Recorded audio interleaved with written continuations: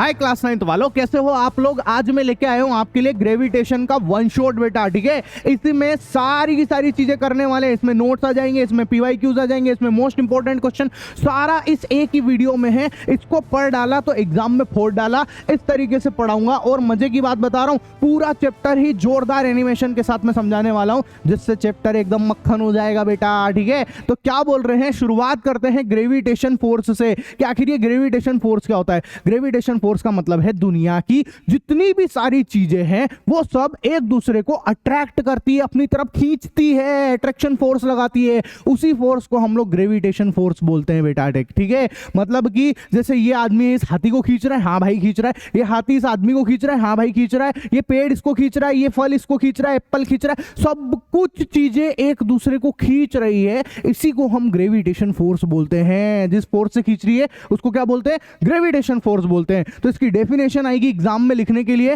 Most important है। क्या definition है जरा ध्यान से देखो। ऑल ऑब्जेक्ट है ना in the universe attract each other, this force of attraction between object is called gravitational force. समझ में आ गया कि क्या होता है ग्रेविटेशनल फोर्स बेटा। ठीक है, इसके काफी सारे एग्जांपल है। जैसे देखो, ये हमारा सोलर सिस्टम है ना, अब इसमें सूरज है, इस सूरज के चारों तरफ जो है प्लेनेट घूम रहे हैं यहाँ पे सारे के सारे। तो भैया ये प्लेनेट इसके चारों तरफ चक्कर क्यों लगा रहे हैं, एक फोर्स है। वो सूरज जो है इन प्लेनेट के ऊपर एक फोर्स लगा रहा है। वो कौन सा फोर्स है, ग्रेविटेशन फोर्स है। उसकी वजह से ये इसके चारों तरफ चक्कर लगा रहे हैं बेटा। ठीक है, और देखो जैसे ये हमारा मून है ना, अब ये मून जो है अर्थ के चारों तरफ चक्कर लगाता रहता है, क्यों लगा रहा है भैया, फोर्स की वजह से, ग्रेविटेशनल फोर्स की वजह से। ठीक है, और तो और बताऊं आपको, जितनी भी चीजें हैं, चाहे कोई सी भी चीज हो, उसको जब हम ऐसे छोड़ते हैं तो हमेशा जमीन की तरफ ही जाके गिरती है। क्यों गिर रही है, ग्रेविटेशनल फोर्स की वजह से भैया, ये सब ग्रेविटेशनल फोर्स की वजह से। तो आपको एक बात बताता हूं, इस ग्रेविटेशनल फोर्स के बारे में हमको किसने बताया, भाई साहब न्यूटन ने बताया भैया। आइजैक न्यूटन नाम था इनका। ठीक है, इन्होंने ही इस पूरे फोर्स के बारे में बताया था। ठीक है, तो इनके साथ क्या हुआ, एक बार ये भैया एक पेड़ के नीचे बैठे थे, एप्पल का पेड़ था। ठीक है, पेड़ आके इनकी खोपड़ी पे टपाक करके गिर गया भाई साहब। जैसे ही पेड़ इनकी खोपड़ी पे आके गिरा ना भैया, इनका खोपड़ा चला। क्या क्यों रे यार, ये पेड़ मेरे ऊपर ही आके क्यों गिरा है ना, ऐसे नीचे की तरफ ही आके क्यों गिरा। सोचो अगर ये जो है यहाँ पर पेड़ की, इस एप्पल की जगह पे कोई बॉटल कोई भैया लोहे का आइटम होता तो इनका तो हो जाता राम नाम सत्य। समझ में आया, फिर सारे कॉन्सेप्ट बच जाते, पूरी फिजिक्स जो है बोरियम भरा जाती वहां पर। ठीक है, लेकिन जब इनके ऊपर ये पेड़ आके गिरा ना, तो इन्होंने सोचा कि यार ये पेड़ ऊपर क्यों नहीं गया, ये नीचे की तरफ ही क्यों आया। वहां से ग्रेविटेशन की स्टार्ट हुई। फिर इनके मन में और बातें आने लग गई। अब साइंटिस्ट है ना, तो बहुत सारी चीजें है क्या कि भैया पेड़ गिरा है तो क्या ऐसे जो चंद्रमा है ये भी है टपक करके नीचे गिर जाता है क्या, अरे गिरता है क्या, बताना, आगे बताऊंगा सारी की सारी बातें आपको। ठीक है, कि गिरता है कि नहीं गिरता है, सब कुछ कॉन्सेप्ट समझेंगे। तो यहीं से हमारे ग्रेविटेशन की स्टार्ट हुई थी। ठीक है, फिर इनने मन में और सोचा कि यार एक बात बताओ, ये तो समझ में आ गया कि हाँ ठीक है, ये जो हमारी धरती है ये इस एप्पल को अपनी तरफ अट्रैक्ट करती है।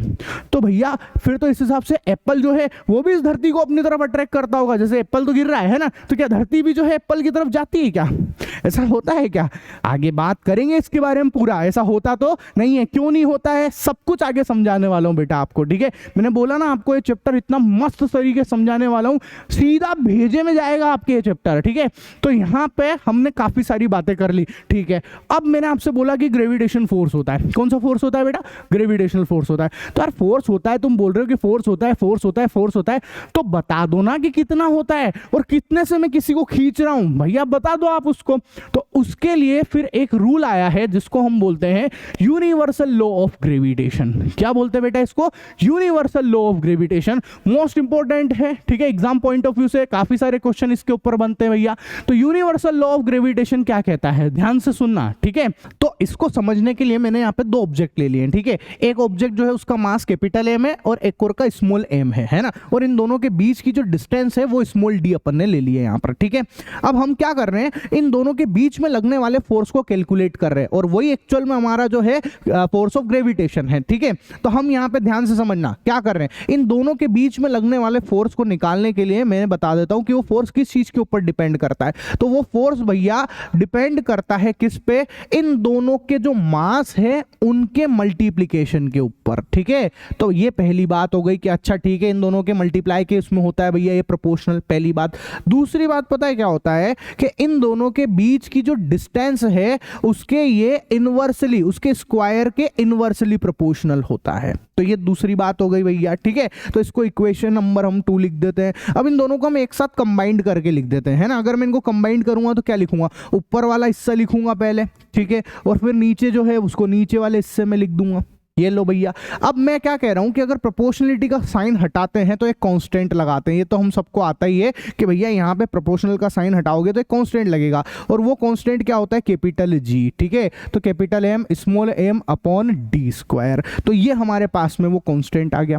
यहाँ तक कोई दिक्कत हो तो बोलो, नहीं ना। तो देखो ये हमारे पास में जो फॉर्मूला आया है ये है भैया उस फोर्स का फॉर्मूला, और ये मोस्ट इंपॉर्टेंट फॉर्मूला है। इसके बिना आपके क्वेश्चन नहीं होंगे, समझ में आ गई। ये सारे न्यूमेरिकल्स वगैरह सब में काम आने वाला है, मोस्ट इंपॉर्टेंट फॉर्मूला है, ठीक है। क्या है भैया वो ग्रेविटेशनल फोर्स का फॉर्मूला, एफ बराबर capital G capital M small M upon D square, ठीक है।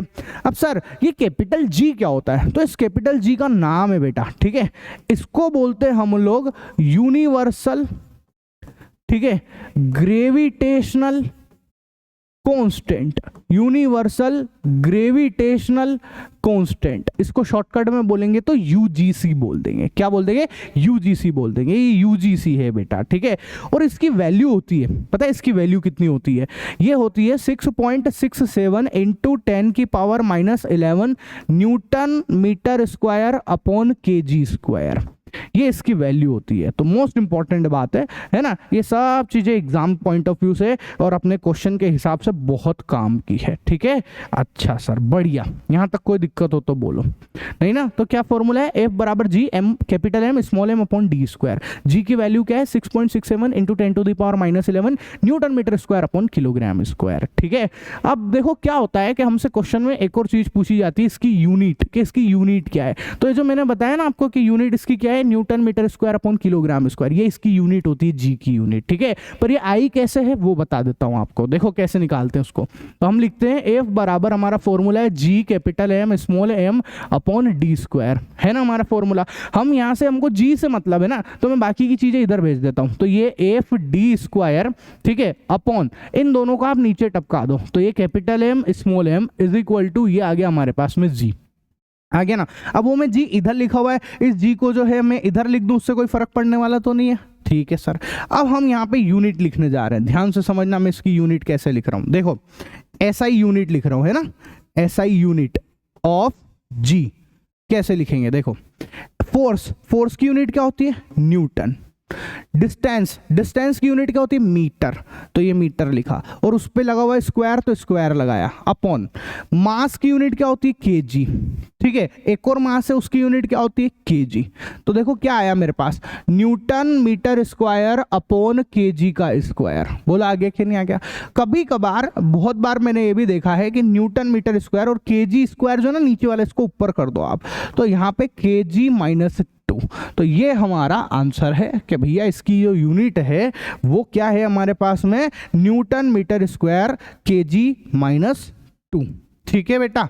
तो ये हमारे से काफी बार पूछ लिया जाता है। और ये भी ध्यान रखना कि यहाँ पर जैसे इस फॉर्मूले में डिस्टेंस वगैरह लेंगे ना, ज़्यादातर हम मीटर में लेंगे, क्योंकि यहाँ पे भी मीटर वगैरह चलता है इसलिए, ठीक है। मीटर और किलोग्राम में चलेगी सारी कैलकुलेशन, ठीक है सर।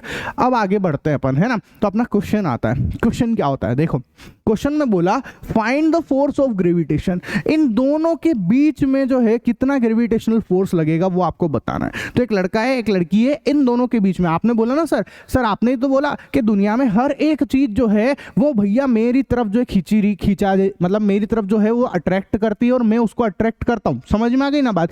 तो भैया अगर फोर्स ऑफ अट्रैक्शन है तो सर मेरे को वो लड़की पसंद है, तो फिर वो मेरी तरफ क्यों नहीं अट्रैक्ट हो जाती, ठीक है। ऐसा क्यों है आखिर, तो उसका रीजन समझना कि आखिर वो क्यों अट्रैक्ट नहीं हो रही है, और अट्रैक्ट तो होती है पर वो हमको महसूस क्यों नहीं होता है। तो ध्यान से समझो उसका रीजन क्या है। देखना भैया मेरे को क्या बोला, मेरे को फोर्स निकालना इन दोनों के बीच में, तो मैंने लिखा F बराबर G capital M small M upon D square. ये मेरा फॉर्मूला है, मैंने फटाक से फॉर्मूला अप्लाई कर दिया, ठीक है सर। अब आप ध्यान से देखो, F बराबर कैपिटल जी की वैल्यू कितनी है 6.67 इंटू 10 टू दी पावर -11, बढ़िया, ठीक है। कैपिटल एम कितना है मेरे पास, कैपिटल एम है सर 50, है ना। उसके बाद स्मॉल एम कितना है, वो है सर मेरे पास 40 अपॉन ठीक है। स्मॉल डी, इन दोनों के बीच की डिस्टेंस कितनी है 2 मीटर, और उसका मेरे को करना है स्क्वायर। ठीक है बेटा, तो अब मैं अगर इसको सोल्व करूंगा तो ये लगभग 3 × 10⁻⁻10 न्यूटन आ जाएगा। ठीक है, इतना आएगा भैया हमारे पास में। अब आप समझे फोर्स जो है, ग्रेविटेशनल फोर्स जो अट्रैक्शन फोर्स है इन दोनों के बीच में, वो हमने निकाल लिया और वो मेरे पास इतना आ रहा है। अब आप समझ रहे हैं कितना है, इसका लॉजिक अंदाजा भी है आपको कि कितना लग रहा है, पता है? अगर हम ऐसे समझे तो ये क्या लिखा हुआ है 3 × 10⁻⁻10, मतलब समझे 3, और इसको नीचे लिख दो 10⁻10, 3 1, और उसके पीछे कितनी जीरो, 10 जीरो लगाओ आप, 3 4 5 6 7 8 9 10।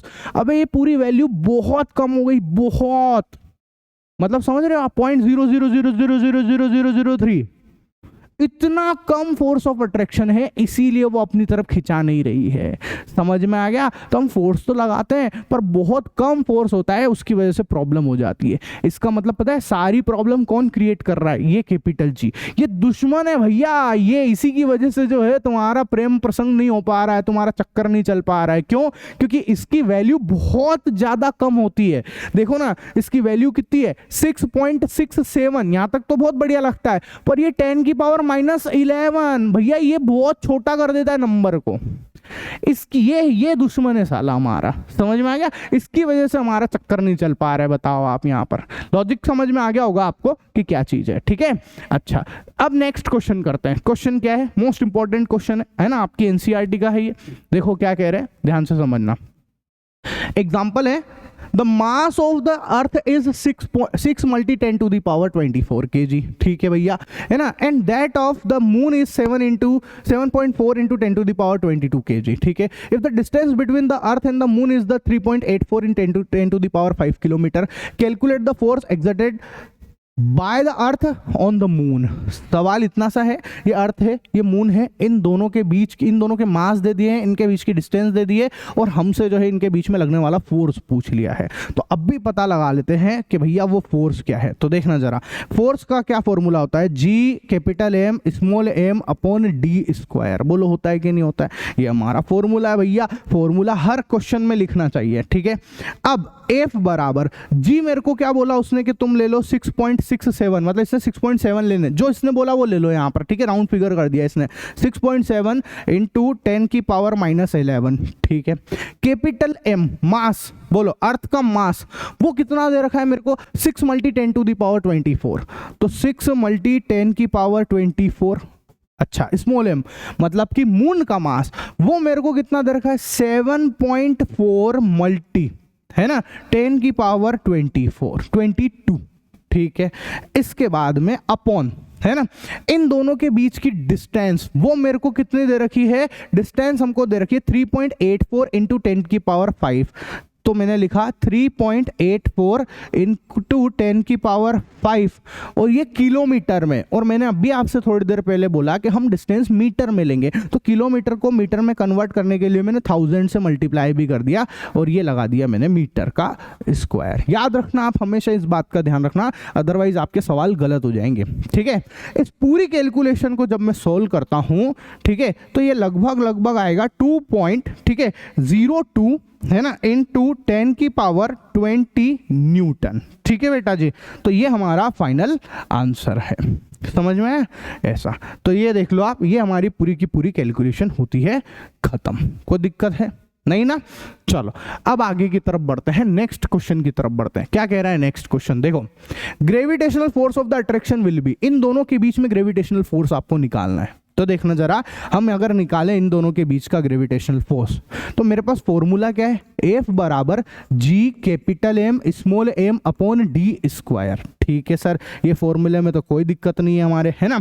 अब मैंने लगाया F बराबर G। अच्छा देखो, यहाँ ऑप्शन दे रखे और सारे के सारे G में ही है, तो G को तो छेड़ो ही मत, आप इसको ऐसे ही रहने दो। ठीक है, कैपिटल M कितना है मेरे पास में भैया? इन दोनों में से बड़ा वाला कौन है? 5 है, तो ये लिख दिया 5 kg। स्मॉल m कौन है? 2 kg, ये लो सर। डिस्टेंस, इन दोनों के बीच की डिस्टेंस कितनी है? मैंने लिख दिया डिस्टेंस वो है 7, है ना, मीटर है तो लिख ही दिया, मीटर में तो कोई दिक्कत नहीं, और 7 का स्क्वायर लिख दिया, ठीक है।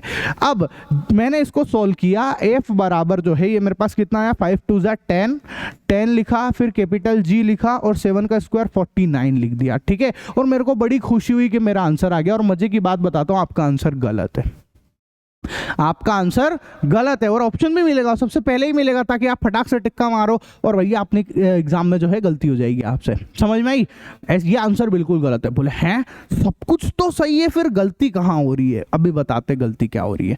देखना, आपने जो डिस्टेंस लिए ना बेटा, ये गलत ले ली है, ठीक है, डिस्टेंस आपने गलत ली है। यहाँ पे अच्छे से समझना कि क्या डिस्टेंस में क्या गड़बड़ कर रखी है हमने। देखो अच्छे से देखो, जो डिस्टेंस है ना वो हमेशा जो ऑब्जेक्ट होता है उसके सेंटर से ली जाती है, बिल्कुल सेंटर से ली जाती है उस ऑब्जेक्ट के। तो यहाँ पे ये जो ऑब्जेक्ट है उसका सेंटर ये रहा, और इधर उस ऑब्जेक्ट का सेंटर ये रहा, तो पता है डिस्टेंस कितनी होगी।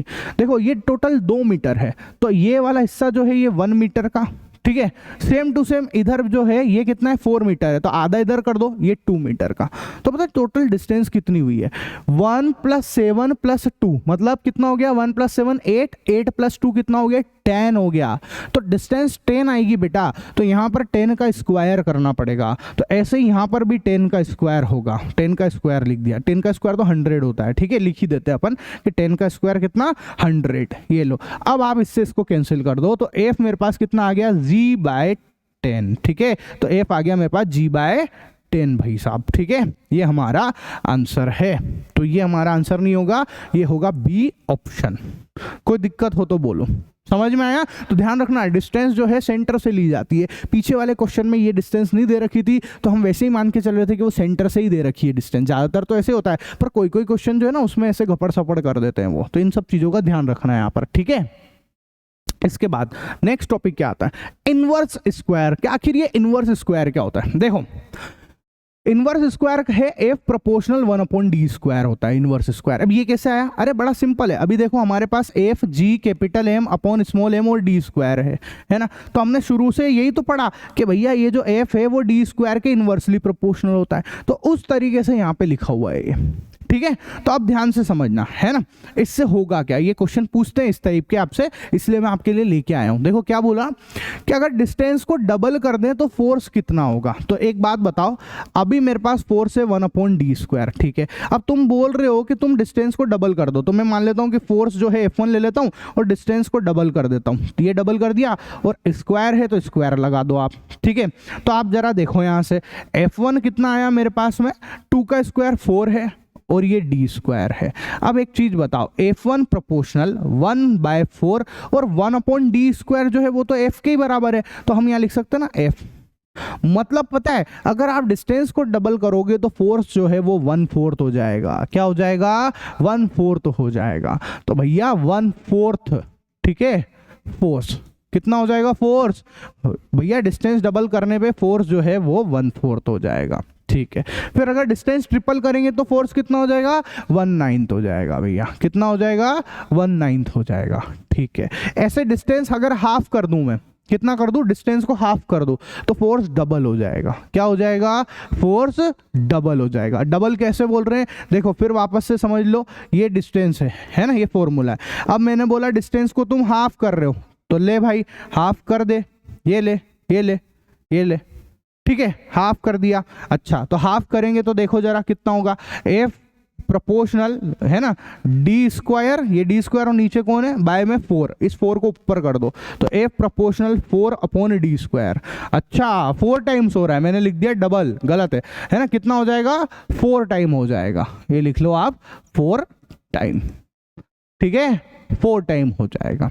तो ये ऐसे क्वेश्चन में मैंने देखे हैं जो आप लोगों से पूछे जाते हैं बेटा, ठीक है। अच्छा सर यहाँ तक कोई दिक्कत हो तो बोलो, नहीं ना। अब समझते हैं हम लोग importance of the universal law of gravitation, ठीक है भैया, कि इसका क्या क्या इंपॉर्टेंस है। तो सबसे पहला इंपॉर्टेंस तो यही है कि अगर ये नहीं होता है ना, तो जो हम धरती के ऊपर है ना ऐसे चिपक के नहीं रह सकते थे, ठीक है। क्या होता अगर ग्रेविटेशनल फोर्स नहीं होता तो हम धरती से उड़े आते भैया, ठीक है। तो सबसे पहला काम तो यही है कि ये फोर्स हमको बाइंड करता है धरती के साथ, हमको धरती से चिपका के रखता है, ठीक है। दूसरा जो इसका बेनिफिट है ना, दूसरा जो इसकी इंपॉर्टेंस है वो ये है the motion of the moon around the अर्थ। मतलब जो चंद्रमा है हमारे धरती के चारों तरफ जो चक्कर लगा रहा है वो इसी की वजह से लगा पा रहा है। अगर ये नहीं होता तो चंद्रमा से शक करके बाहर निकल जाता, ठीक है। उसके बाद motion of the planet around the sun, मतलब सन के चारों तरफ जो प्लेनेट चक्कर लगा रहे हैं वो भी ग्रेविटेशन की वजह से ही लगा पा रहे हैं, इसी फोर्स की वजह से लगा पा रहे हैं, ठीक है। और ये जो टाइड्स वगैरह आते हैं ना वो भी ग्रेविटेशन फोर्स की वजह से ही आते हैं बेटा। यहां तक समझ में आ गया। इसके बाद हमारा नेक्स्ट टॉपिक आता है सेंट्रीपिटल फोर्स, कि आखिर ये सेंट्रीपिटल फोर्स क्या होता है, ठीक है। तो देखो सेंट्रीपिटल फोर्स का सिंपल सा मतलब यह है, देखो क्या any object moving in a circular path need a force that is centripetal force, ठीक है। कोई सा भी ऑब्जेक्ट हो जो कि एक सर्कुलर पाथ में मूव कर रहा हो, जैसे ये एक ऑब्जेक्ट है और इसको मैंने ये करा, दिख रहा है इधर, ठीक है। इधर पीछे बोर्ड है भैया, ज्यादा ना घुमाऊं नहीं तो नुकसान हो जाएगा भारी भारी, ठीक है। तो यहाँ पे ये जो ऑब्जेक्ट है ये सर्कुलर पाथ में मूव कर रहा है। तो ये सर्कुलर पाथ में क्यों मूव कर पा रहा है? Just because of centripetal force. Centripetal force की वजह से ये घूम पाता है ऐसे सर्कुलर पाथ में। यहां तक समझ में आ गया आपको? ठीक है भैया। अब जो क्या बोला दूसरा point, the force change direction of the motion, direction of the velocity, ठीक है। इसमें जो है ना वेलोसिटी जो है उसकी डायरेक्शन लगातार बदलती रहती है, ऑब्वियस सी बात है बदलती रहेगी। जैसे वो ऐसे घूम रहा है जग जग जग जग जग जग जग जग जग जग, है ना, तो उसकी डायरेक्शन हमेशा चेंज होगी। जैसे कैसे चेंज होगी आप यहां से समझो, मान लो अगर वो यहां पर है ना, तो उसकी डायरेक्शन किधर होगी? ऐसे हो जाएगी डायरेक्शन। मान लो कि अगर ये स्टार जो है या कोई सी भी एक चीज यहां पर है तो उसकी डायरेक्शन ऐसे हो जाएगी, ठीक है। अगर समझो कि वो यहां है तो उसकी डायरेक्शन ऐसे हो जाएगी, समझो कि वो यहां है तो उसकी डायरेक्शन ऐसे हो जाएगी, समझो वो यहां है तो डायरेक्शन ऐसे हो जाएगी। कुछ समझ में आया? तो हर टाइम पे डायरेक्शन बदल रही है, मतलब सर्कुलर मोशन में डायरेक्शन हर समय पे हर पोजीशन पे चेंज हो जाती है भैया, ठीक है। इसके बाद क्या बोल रहे हैं, थर्ड पॉइंट है हमारा, this force always टेक्ट towards the centre of the circle. भैया ये जो फोर्स है सेंट्रीपिटल फोर्स वो हमेशा सेंटर की तरफ लगता है। जैसे यहाँ पे घूम रहा है तो हमेशा फोर्स किधर लगेगा? सेंटर की तरफ लगेगा, ठीक है। ये मैं जहाँ पे खड़ा हूँ अभी, जैसे मैंने घुमाया था, है ना, अभी मैंने जो है इसको घुमाया, ठीक है। तो ये मैं ऐसे ऐसे घूम सॉरी बच्चों, मैं ऐसे ऐसे घुमा रहा हूँ तो पता है मैं जहाँ से मेरा हाथ ना, ये मैंने जहाँ से पकड़ रखा है ये सेंटर बनेगा, तो फोर्स हमेशा किधर लगेगा? सेंटर की तरफ। कि सेंटर की तरफ, जैसे मेरा हाथ है, ठीक है, तो ऐसे ऐसे इस तरह इस डायरेक्शन में, सेंटर की डायरेक्शन में फोर्स लगता है बेटा, ठीक है। यहाँ तक कोई दिक्कत हो तो बोलो, नहीं ना?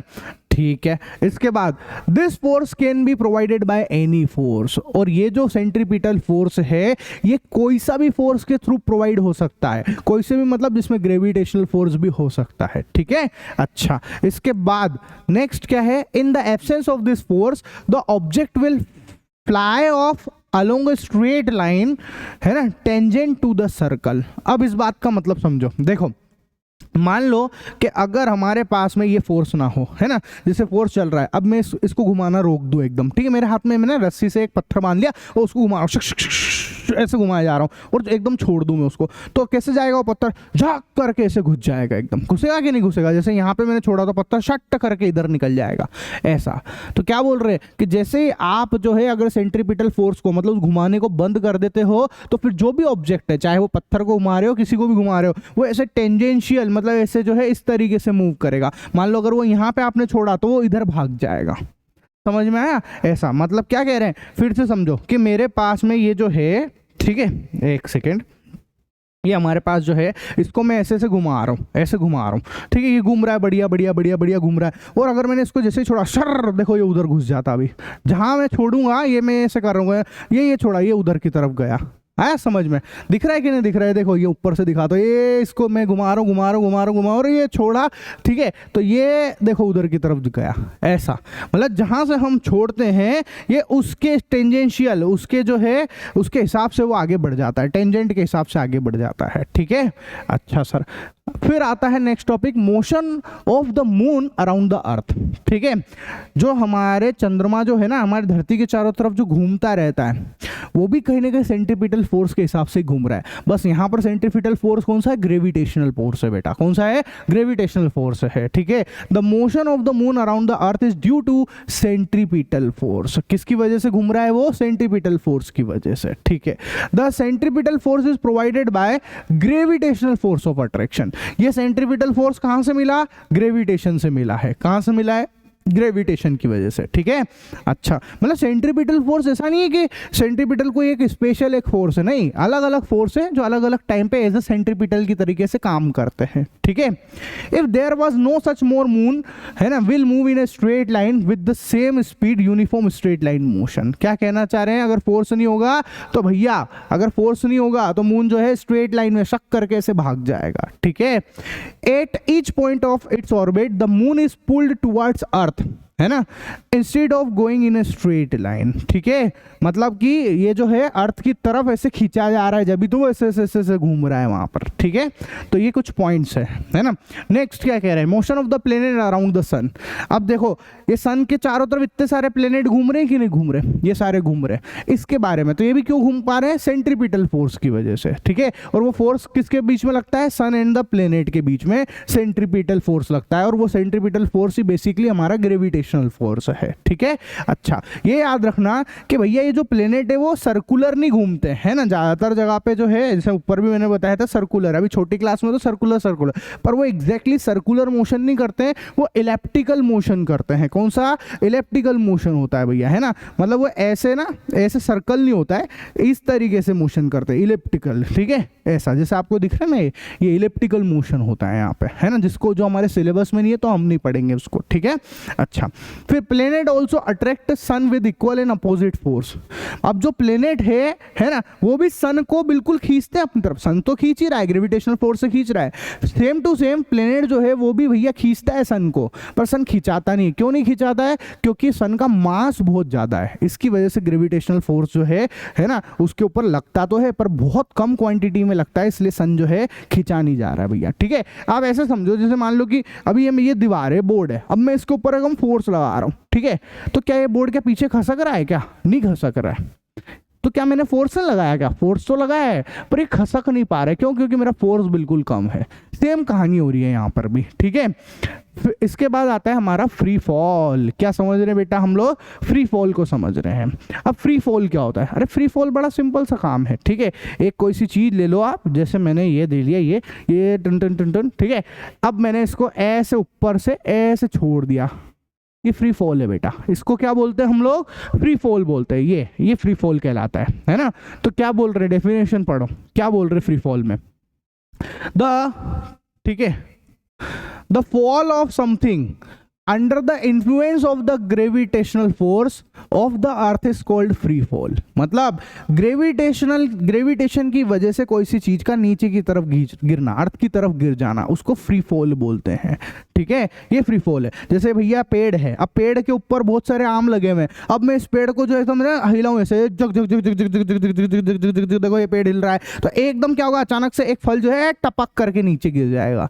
ये फ्री फॉल है बेटा। ये क्या कहलाता है, फ्री फॉल कहलाता है। समझ में आया फ्री फॉल क्या होता है बेसिकली। ठीक है, अब इस फ्री फॉल से रिलेटेड कुछ इंपॉर्टेंट बातें हैं, ध्यान से समझना कि वो क्या क्या बातें हैं। देखो इसमें तो बहुत सारे लोग कंफ्यूज है ना। अच्छी खासी मूवियों में भी इसको गलत तरीके से बताया, अक्षय कुमार की मूवी एक, उसमें भी इसको गलत तरीके से बता रखा है। देखो ध्यान से समझना क्या कह रहे हैं। देखो इसको ना मैं आपको सिंपल तरीके से एक्सप्लेन करता हूँ। देखो क्या हो रहा है कि मेरे पास में दो कागज है, ठीक है, एक तो मैंने बिल्कुल ऐसे प्लेन ले रखा है, प्लेन पेपर है, और एक ये क्रम्बल कर दिया है, ऐसे यूं कर दिया है, गोटा बना दिया है इसको पूरा। अब मैं क्या कह रहा हूँ कि मैंने इन दोनों ही कागज को जब मैं ऐसे छोड़ देता हूँ, क्या करता हूँ बेटा, ऐसे छोड़ता हूँ, देखना आप ध्यान से, है ना, यहाँ ऊपर से छोड़ रहा हूँ, नजर आ रहा है, क्लियर, ठीक है।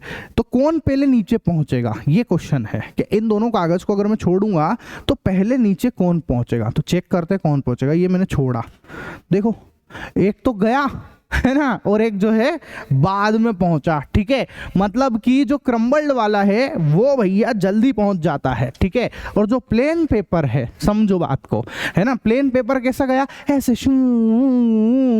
ऐसे ऐसे लहराते लहराते नीचे जा रहा है, और ये तो भटाक एकदम नीचे पहुंच रहा है, ठीक है। अब बहुत सारे लोग इसको गलत समझाते हैं, कैसे, देखो ध्यान से समझो। ज्यादातर लोग क्या बोलते हैं कि इन दोनों को अगर हम ऐसे फटाक से छोड़ देंगे ना तो दोनों ही सेम टाइम पे नीचे पहुंचेंगे। ऐसा नहीं होता है। ऐसा कब होता है? ऐसा सिर्फ तभी हो सकता है जब मैं यहां से हवा को गायब कर दूं। समझ में आया? मतलब ऐसा स्पेस में हो सकता है। अगर मैं वैक्यूम क्रिएट कर दूंगा ना तो फिर ऐसा हो जाएगा। फिर आप भले कोई सा भी ऑब्जेक्ट लो, किसी भी शेप का लो, ठीक है, कोई फर्क नहीं पड़ता है, वो दोनों हमेशा भट्ट करके एक ही टाइम पे नीचे पहुंचेंगे। लेकिन ऐसा तभी पॉसिबल है जब वैक्यूम हो, हवा नहीं होनी चाहिए, ठीक है। लेकिन रियल वर्ल्ड में हवा है भैया, तो हवा यहाँ पर क्या करती है, हवा इसके ऊपर जो है प्रेशर क्रिएट करती है। हवा जो है यहाँ से नीचे की तरफ से फोर्स लगा रही है, उसकी वजह से जो है ना, और इसका सरफेस एरिया ज़्यादा है, इसका एरिया ज़्यादा है, तो इसके ऊपर फोर्स ज़्यादा लगता है। फोर्स ज़्यादा लगने की वजह से जो है ये यूं यूं यूं यूं चलता है, और इसका सरफेस एरिया कम है, ये भड़ाक करके नीचे गिर जाता है। तो ये भी आएंगे तो फ्री फॉल के अंडर ही ये सारी की सारी चीज़ें, पर ये एक अलग टाइप का कॉन्सेप्ट है बेटा, ठीक है। तो ध्यान रखना इन सब बातों को भी आप लोग, है ना। चलो, इसके बाद नेक्स्ट आता है ग्रेविटेशनल एक्सेलरेशन। अब एक्सेलरेशन तो पढ़ा अपन ने मोशन चैप्टर के अंदर, अच्छे से पढ़ा कि नहीं पढ़ा? अब मेरे से बोल रहे हैं ग्रेविटेशनल एक्सेलरेशन को समझा दो। तो देखो ग्रेविटेशनल एक्सेलरेशन क्या होता है, देखना। एक्सेलरेशन है, अगर वो ग्रेविटी के हिसाब से हो रहा हो तो उसको ग्रेविटेशनल एक्सेलरेशन बोल देंगे। तो क्या बोला?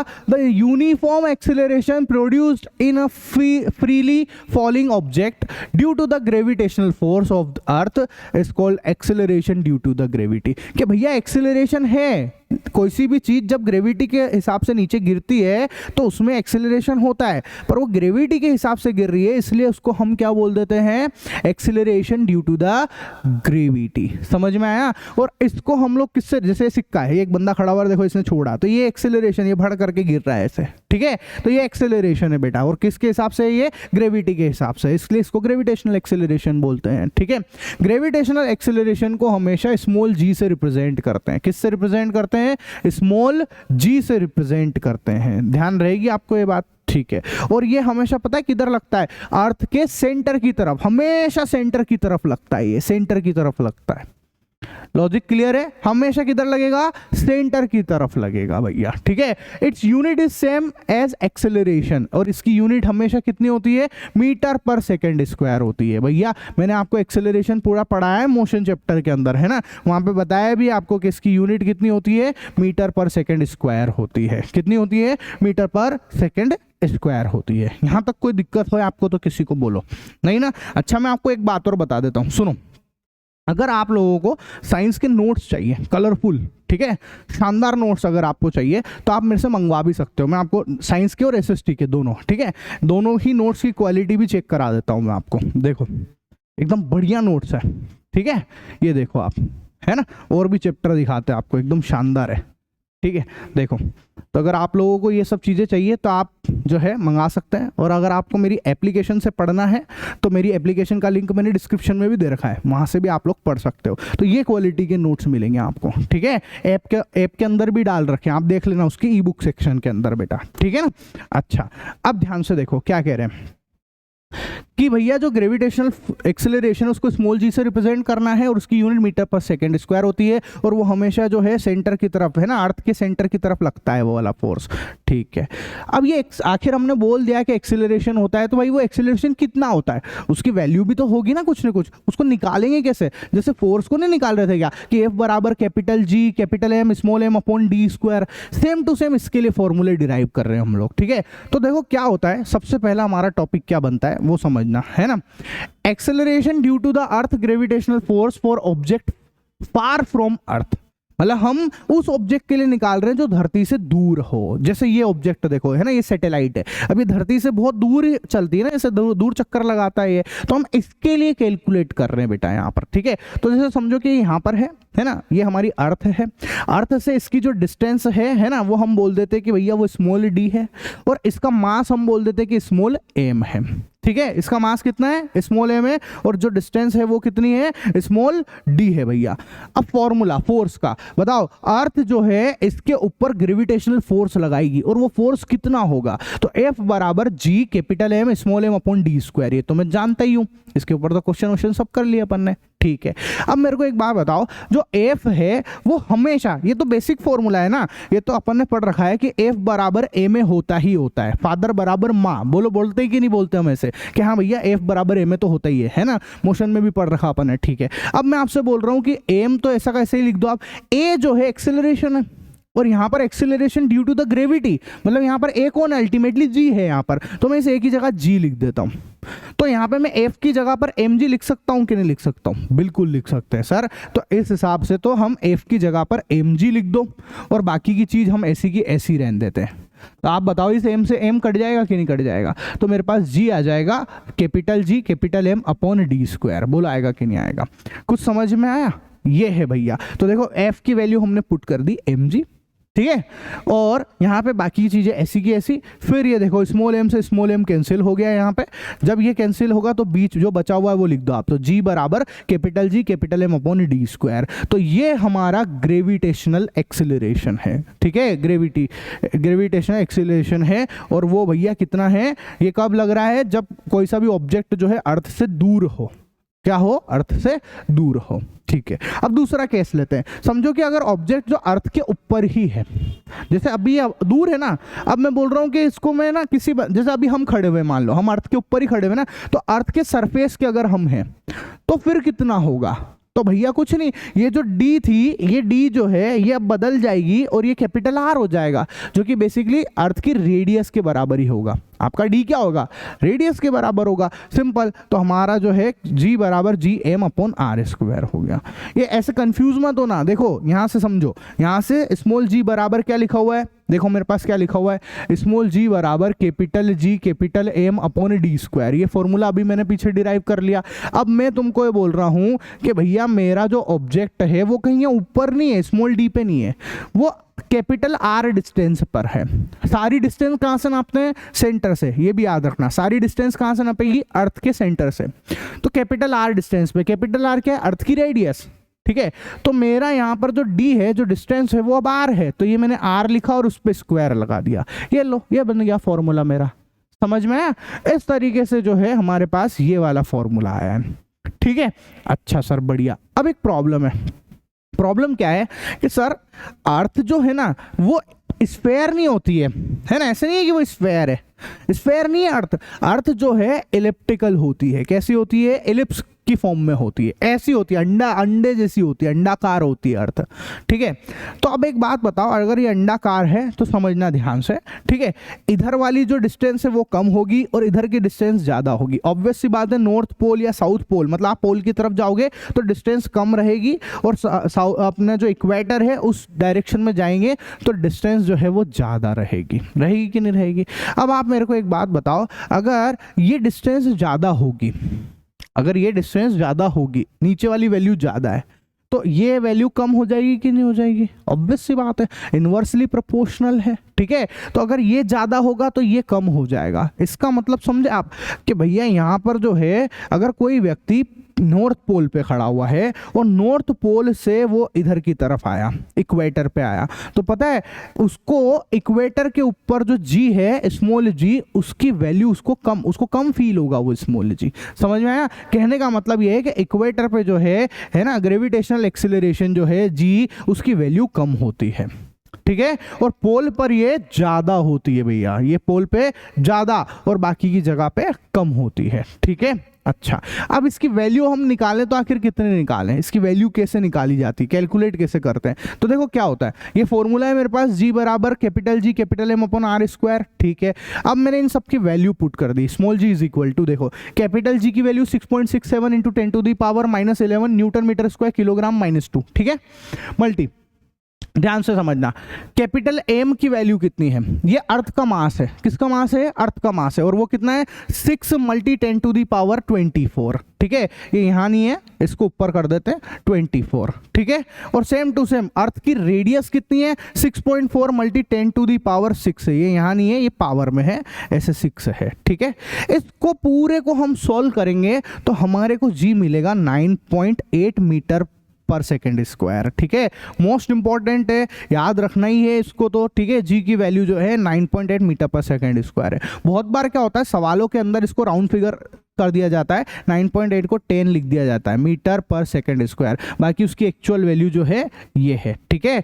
और ये भी जो है पोल और इक्वेटर के बीच में बदल जाती है, पर अपन यही मान के चलेंगे सवालों में भी कि हाँ 9.8 मीटर पर सेकेंड स्क्वायर होती है, ठीक है, बढ़िया।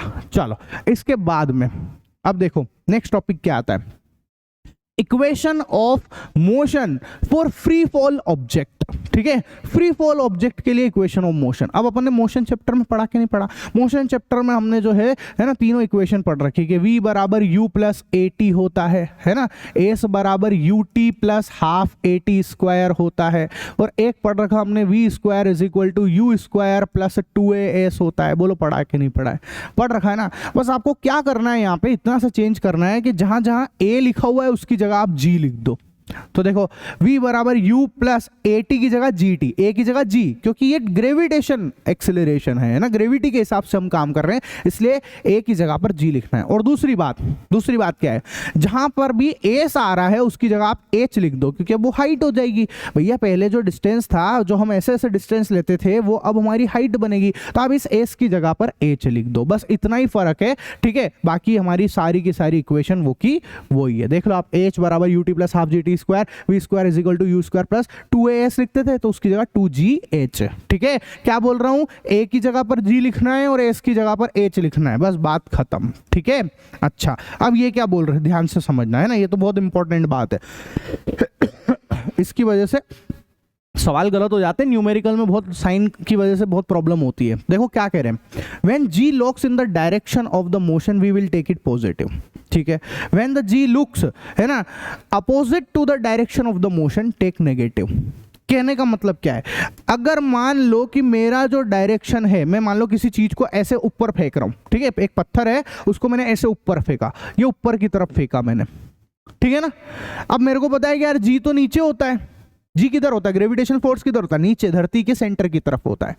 तो ऐसे केस में हम लोग जो है जी को क्या लेंगे, नेगेटिव, अगर चीज ऊपर जा रही है तो, ठीक है। अगर मैं ऊपर फेंक रहा हूं पत्थर को तो जी को नेगेटिव लेंगे, लेकिन मैंने ऊपर से नीचे छोड़ा, यहां से यहां छोड़ रहा हूं, ठीक है, तो चीज भी नीचे आ रही है और जी भी नीचे, तो जी को हम क्या लेंगे, पॉजिटिव लेंगे। समझ में आ गया क्या कहना चाह रहा हूं मैं भाई, मैं बस इतनी सी बात बोलना चाह रहा हूं कि अगर कोई सी चीज है, ठीक है, जैसे ये है ना, अगर मैं कोई सी चीज को ऐसे ऊपर की तरफ फेंक रहा हूं, बस इतना ही ध्यान रखना है और कुछ लोड नहीं लेना है। इसको मैंने ऐसे फेंका, ऊपर की तरफ फेंका ऐसे, तो जी नेगेटिव लेना है ना। आपका जो मोशन हो रहा है उसके अपोजिट डायरेक्शन में जी, इसलिए जी क्या हो जाएगा, नेगेटिव, क्योंकि जी तो नीचे होता है, तो जी क्या हो जाएगा, नेगेटिव। बाकी हर केस में पॉजिटिव ही आएगा, और कोई ज्यादा केस बनने भी नहीं अपने 9th क्लास केस में, ठीक है। यहां तक कोई दिक्कत हो तो बोलो, नहीं, ठीक है। अब एक और क्वेश्चन पूछेंगे, difference between capital G and small G, इन दोनों में डिफरेंस क्या है। तो सबसे पहला डिफरेंस क्या है, देखो इसकी value 6.67 × 10⁻−11 newton metre square upon kilogram होता है, और इसकी value 9.8 metre per second square होता है, ठीक है। दूसरा, it value remain constant always और एंड एवरीवेयर, ये पूरी दुनिया में एक जैसा होता है, कॉन्स्टेंट है, इसकी वैल्यू कभी चेंज नहीं होती, लेकिन उसकी वैल्यू चेंज होती है। पोल पे वैल्यू अलग है ना, इक्वेटर पे अलग है, पोल पे ज्यादा होती है, इक्वेटर पे कम होती है, ठीक है। ऐसे ही इसका यूनिट कितना है, newton metre square upon kilogram, और इसका क्या है, मीटर पर सेकंड स्क्वायर है, ठीक है। ये एक स्केलर क्वांटिटी, इसमें डायरेक्शन का कोई फर्क नहीं पड़ता, इसमें ये वेक्टर क्वांटिटी डायरेक्शन से, भैया एक्सेलरेशन जो है एक वेक्टर क्वांटिटी होती है बेटा, ठीक है। अच्छा अब हम करते हैं क्वेश्चन को, ठीक है। तो क्वेश्चन में बोला है कि a car fall off a ledge and drops to the ground in 0.5 second, ठीक है। Let G is equal to 10 metre per second square, है ना। तो मेरे को क्या बोला है कि एक कार है जो कि लेज मतलब वो ना एक चट्टान टाइप की चीज होगी, वहां से ऐसे गिर गई है कार, ठीक है, ऐसे गिर गई है। जब वो कार गिर रही है तो उसकी शुरुआत में, है ना, पहले तो स्टेबल होगी, जब वो गिरी तो शुरुआत में उसकी वेलोसिटी कितनी होगी, वो तो जीरो ही रहेगी क्योंकि वो एक जगह रुकी होगी, रेस्ट पे थी इसलिए, ठीक है। जब वो ऊपर से नीचे गिरती है, जमीन से टकराती है, उसमें उसको कितना टाइम लग रहा है, टाइम लग रहा है भैया 0.5 सेकेंड का, ठीक है सर, है ना। और बोला है कि इस सिचुएशन में आपको जी कितना लेना है, 10 मीटर पर सेकेंड स्क्वायर लेना है। ये तो क्वेश्चन में दे दिया उसने कि इतना लेना है, अगर नहीं दिया होता तो हम लिखते 9.8 मीटर पर सेकेंड स्क्वायर, ठीक है। पर अगर उसने आपको दे दिया है तो आपको यही लेना है। और आखिर बोल भी रहा है, देखो इस जी 10 क्यों दे रखा है, ताकि आपकी कैलकुलेशन थोड़ी आसान रहे, इसलिए उसने ऐसा किया है, ठीक है।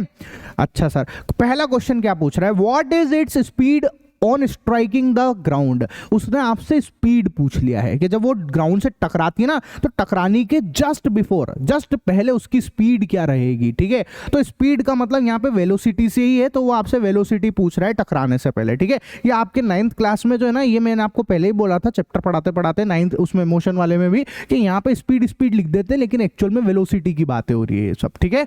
तो उसने आपसे वेलोसिटी पूछ रही है, ठीक है भैया। तो हम क्या करते हैं बताओ मेरे को, ये सब फॉर्मूले किस में आ रहे हैं। तो मेरे को जानता हूं मैं कि भैया न्यूटन के 3 इक्वेशन है, v बराबर u प्लस AT होता है और वो हो गया यहां पर GT, ठीक है।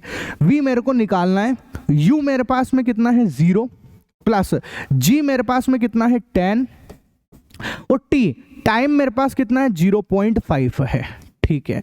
तो आप देखो v मेरे पास कितना आ गया, इसका मल्टीप्लाई इससे कर दो, ये आ गया 5 मीटर पर सेकंड। तो ये हमारे पास में जो है किसकी वैल्यू आ गई है बेटा, v की वैल्यू आ चुकी है, समझ में आया। तो ये मेरा एक क्वेश्चन तो आ गया है। तो अगर आपको आंसर लिखना है इसका कि व्हाट इज स्पीड, है ना, स्पीड कितनी है भैया टकराने से पहले, तो लिख देना 5 मीटर पर सेकेंड, ठीक है। अच्छा, इसके बाद समझो सेकंड क्वेश्चन क्या कह रहे हैं, है ना। ये तो पहला वाला है, ठीक है, फर्स्ट नंबर का हो चुका। अब सेकंड वाले को समझो, सेकंड में क्या बोला, what is it's average speed during the 0.5 second, ठीक है। तो एवरेज स्पीड, अब मैंने वही बोला एवरेज स्पीड नहीं है, ये वेलोसिटी एक्चुअल में, ठीक है। तो एवरेज वेलोसिटी आपसे पूछी है। अब एवरेज वेलोसिटी क्या होती है बताओ, initial velocity plus final velocity upon 2, यही तो पढ़ा था हमने, मोशन चैप्टर में भी था, initial velocity plus final velocity upon 2। तो इनिशियल वेलोसिटी आपके पास कितनी है 0 है, फाइनल वेलोसिटी कितना ही आपके पास 5 आया, है ना, और अपॉन में लगा दो 2, मतलब कितना आ गया आपके पास 5/2, और 5/2 कितना होता है 2.5 मीटर पर सेकेंड, ठीक है। तो ये भी आ गया भैया मेरे पास कि इसका आंसर कितना आएगा कि 2.5 मीटर पर सेकेंड। कोई दिक्कत हो तो बोलो, नहीं ना। अच्छा, थर्ड क्वेश्चन क्या कह रहा है, how high is the ledge from the ground, कि भैया वो जो लेज है जहां से वो गिरी है वो कितना ग्राउंड से कितना ऊंचाई पर है, उसकी हाइट हमको पता लगानी है, ठीक है। तो अब एक बात बताओ मेरे को, हाइट पता लगानी है, मेरे पास फॉर्मूला क्या है, h बराबर, ठीक है, h बराबर ut plus half AT square, तो वो हो गया GT स्क्वायर, ठीक है। h बराबर u कितना है 0, टाइम मेरे पास कितना है 0.5 सेकेंड है, ये देखो ये दे रखा है यहाँ पर, है ना, प्लस हाफ g कितना है बेटा, मेरे को 10 लेने को बोला है, टाइम मेरे को 0.5 लेने को बोला है और उसका कर दिया मैंने स्क्वायर, ठीक है। अच्छा, h बराबर कितना आएगा, ये तो मल्टीप्लाई करोगे तो खत्म ही हो गया ये तो, है ना, 1/2। अच्छा इधर देखो, इसको सोल्व कर लो, इसको इससे कैंसिल कर दो, 2 को 10 से काट दो, 5 मल्टी, ठीक है, 0.5 का स्क्वायर कर दो, 0.5 का स्क्वायर क्या होगा 0.25 होगा, क्या नहीं होगा 5 का स्क्वायर 0.25, ठीक है। तो एच कितना आ गया मेरे पास, इन दोनों का मल्टीप्लाई कर दो आप, तो ये आएगा 25 पंजे 125, 2 नंबर छोड़ के पॉइंट, ठीक है, ये मेरे पास में मीटर आया। तो हमारा हाइट भी आ चुका है, समझ में आया। तो h की वैल्यू आ गई 1.25 मीटर बेटा, ठीक है। तो ये हमारा क्वेश्चन होता है कंप्लीट कि h आ गया मेरे पास 1.25 मीटर। कोई दिक्कत हो तो बोलो किसी को, नहीं ना। अच्छा, नेक्स्ट क्वेश्चन करते हैं, क्या बोल रहे हैं, an object is thrown vertically upwards and rises to height of 10 metre, ठीक है। शुरुआत में एक ऑब्जेक्ट है, उसको ऐसे फेंका, रुक करके ऐसे फेंका, समझो, है ना, ये एक ऑब्जेक्ट है, ये रहा वो ऑब्जेक्ट, है ना, इसको मेरे को ऐसे फेंकना है वर्टिकली अपवर्ड, मतलब ऐसे फेंका मैंने, ऐसे फेंका, ठीक है, तो आप ध्यान से समझो क्या कह रहे हैं। जब इसको ऊपर फेंक रहे हैं तो वो कितनी हाइट अटेन कर रहा है, उसने बोला कि 10 मीटर की हाइट अटेन कर रहा है, ठीक है भैया। और जब आप उसको ऐसे ऊपर फेंक रहे हो यहाँ, तो जिस जगह जा रहा है वो और वहां से जहां से पलट रहा है, इसका मतलब उसकी फाइनल वेलोसिटी कितनी हो गई है, 0। ऑब्वियस सी बात है, उसकी वेलोसिटी 0 होगी तभी तो नीचे आएगा वापस, तो उसकी वेलोसिटी जो है बेटा वो तो 0 हो गई है, ठीक है। अच्छा, और जी अगर मैं पूछूं, अब यहां पर तो मेरे को कोई 10 वेन नहीं दे रखा है, तो जी मेरे को क्या लेना पड़ेगा, 9.8 मीटर पर सेकंड स्क्वायर लेना पड़ेगा। पर ध्यान से समझा, मैंने आपसे थोड़ी देर पहले ही कहा है भैया, अगर अपवर्ड डायरेक्शन में मोशन है, ठीक है, तो मोशन ऊपर हो रहा है और जी नीचे है, तो आप बस इतना याद रखो, ऊपर की तरफ मोशन है तो जी क्या लेना पड़ेगा, नेगेटिव। तो भैया यहाँ पे जी के आगे माइनस का साइन लगाना पड़ेगा, वरना आपका क्वेश्चन पूरा गलत हो जाएगा, ठीक है। ध्यान रखना, ये सबसे मेन बात है भैया, है ना, यहाँ बहुत लोग मिस्टेक करते हैं। तब क्वेश्चन में वैसे क्या पूछा है, the velocity with which the object was thrown upwards, ठीक है। आपको u की वैल्यू पता लगानी है कि कितनी वेलोसिटी से, मैंने जो ये फेंक रहा हूं ना, मैं ये कितनी वेलोसिटी से फेंक रहा हूं, ये आपको पता लगाना है यहाँ पर, ठीक है। और the time taken by the object reach the highest point, ठीक है। और आपको एक t की वैल्यू पता लगानी है, टाइम भी पता लगाना है। तो अपने पास जो इन सब चीजों के हिसाब से हम फॉर्मूले लगाते हैं, सबसे पहले हमारे पास में आता है v बराबर u प्लस AT। अब A की जगह क्या लिखेंगे, GT, ठीक है ना। अब मेरी बात समझना, ये मैंने लगाया, V कितना है मेरे पास में, V 0 है, U मेरे को पता नहीं है और T भी मेरे को पता नहीं है। समझो, आप देखो समझो, V मेरे को 0 लिख दिया मैंने, U मेरे को पता नहीं है, G मेरे को पता है 9.8 है और T मेरे को पता नहीं है ना, ऐसा। अब दो चीजें नहीं पता है तो फिर इसका मतलब ये वाला फॉर्मूला फ्लॉप हो जाता है, ठीक है। तो ऐसे में हम ये फॉर्मूला नहीं लगाएंगे, तो फिर हम कौन सा लगाएंगे, दूसरा वाला फॉर्मूला। चेक करो, दूसरा वाला फॉर्मूला क्या है भैया, देखो, दूसरे वाले फॉर्मूला और तीसरे वाला फॉर्मूला, जैसे मैंने लगाया v square is equal to u square plus 2gh, ये वाला लगा दिया बेटा मैंने, ठीक है। अब देखो क्या होता है, v मेरे पास में कितना है, 0 है, ये मैंने 0 का स्क्वायर लिखा, u मेरे को निकालना है, ठीक है सर, प्लस 2, जी मेरे को कितना लेने को बोला, 9.8, और हाइट मेरे को कितनी दे रखी है, वो दे रखी है 10, ये मैंने हाइट लिख दी यहाँ पर, ठीक है। अब आप ध्यान से देखना, है ना, 0 ऐसा का ऐसा। अच्छा, एक मिस्टेक कर दी, जी की वैल्यू माइनस का 9.8 लेना है, जी कितना लेना है बेटा, माइनस का 9.8, है ना, माइनस 9.8, और हाइट मेरे को कितनी दे रखी है, हाइट मेरे को दे रखी है 10, ऐसा, ठीक है। तो अब आप देखो, यू स्क्वायर माइनस, इनको मल्टीप्लाई करो 196 और इसको 0 हट जाएगा इससे, ठीक है। तो ये आ गया मेरे पास 196, मल्टीप्लाई कर लिया सिंपल, इसको इससे मल्टीप्लाई करके 10 से मल्टीप्लाई कर दिया। अच्छा, इसको इधर भेज दो, तो 196 is equal to u square, मतलब यू स्क्वायर जो है मेरा 196 आ रहा है, तो यू की वैल्यू कितनी आएगी, यू आ जाएगा भैया मेरे पास, अंडर रूट ले लो 196 का, और वो कितना होगा 14, ठीक है, अंडर रूट ले लेंगे ना सामने, तो 14 मीटर पर सेकेंड, ठीक है। ये मेरे पास में u की वैल्यू भी आ गई है ना। अच्छा, अब ये मेरा पहला क्वेश्चन तो हो गया। दूसरे में क्या पूछा उसने, the time taken by the object to reach, time निकालना है, लगा लो भैया, थर्ड वाला है ना, सेकंड वाले क्वेश्चन में v बराबर u प्लस AT, मतलब GT। v मेरे पास में कितना है, 0, u मेरे पास में कितना है, u मेरे पास अब आ चुका, वो कितना है 14 है, ये लो। जी मेरे को कितना लेना है, 9.8 है माइनस का, और टाइम मेरे को निकालना है, ठीक है, ये लो। तो यहां से आप देखो, इसको इधर लाओ, 9.8 t इज इक्वल टू 14, तो t is equal to 14 by 9.8, तो t इज इक्वल टू, अच्छा, t is equal to solve करते हैं, ठीक है। कितना आएगा ये, इस कैलकुलेशन को अगर हम सॉल्व करें तो ये होगा 14 सत्ते 98, है ना, मतलब 1 बाय 0.7, ठीक है। इसको और सोल्व करो, पॉइंट हटा दो तो ऊपर हो जाएगा 10 बाय 7, ठीक है। थोड़ा और सोल्व कर लो, कितना होगा, 7 1 जा 7, 7 1 जा 7, 3 बच गए, पॉइंट लगाएंगे, 30 हो गया, 7 4 जा, ठीक है, 7 4 जा 28, फिर 2 बच गया तो 20 हो गया, तो 7 2 जा, ये हमारा सेकंड है, 1.42 आएगा भैया इसका आंसर, ठीक है, अप्रोक्सीमेटली। कोई दिक्कत हो तो बोलो, नहीं ना। तो ऐसा हमारा ये वाला क्वेश्चन भी होता है कंप्लीट। नेक्स्ट टॉपिक आता है बेटा मास, है ना, कि आखिर मास क्या होता है। तो देखो, the mass of an object is the measure of its inertia. We have also learn that greater the mass greater the inertia. मतलब मास किस चीज को रिप्रेजेंट करता है? इनर्शिया को रिप्रेजेंट करता है कि जितना ज्यादा मास होगा उतना ज्यादा इनर्शिया होगा, जो अपन ने मोशन वाले चैप्टर में भी बहुत अच्छे से समझ लिया इसको, ठीक है। ऐसा तो मतलब अभी है ना, मैं जैसे बोलता हूँ कि मेरा मास कितना है, मास का मतलब कितना हो गया, अपन बोलते हैं वजन, ठीक है, कि भैया मेरा मास कितना है, कि लगभग 80 kg का मास है, ठीक है। ऐसा तो it remains the same whether the object is on the earth, the moon और इवन द आउटर स्पेस, ठीक है। Thus the mass of an object constant and does not change from place to place. क्या बोल रहे हैं कि मास जो है किसी भी ऑब्जेक्ट का वो कभी चेंज नहीं होता है, उसका जितना वजन है वो उतना ही रहेगा। मेरा वजन यहाँ पर 80 kg तो 80 kg रहेगा। अगर मैं जो है भैया अंतरिक्ष में चले जाऊँ, स्पेस में चले जाऊँ, वहाँ पे भी 80 रहेगा भैया। अगर मैं जो है कहीं और चले जाऊँ तो वहाँ पर भी 80, मून पे कहीं पे भी चले जाओ आप, मास कभी चेंज होने वाला नहीं है, ठीक है। तो बेसिकली हम लोग क्या समझते हैं, मास मतलब हमारा खुद का जो वजन है उसको हम मास बोलते हैं, ठीक है।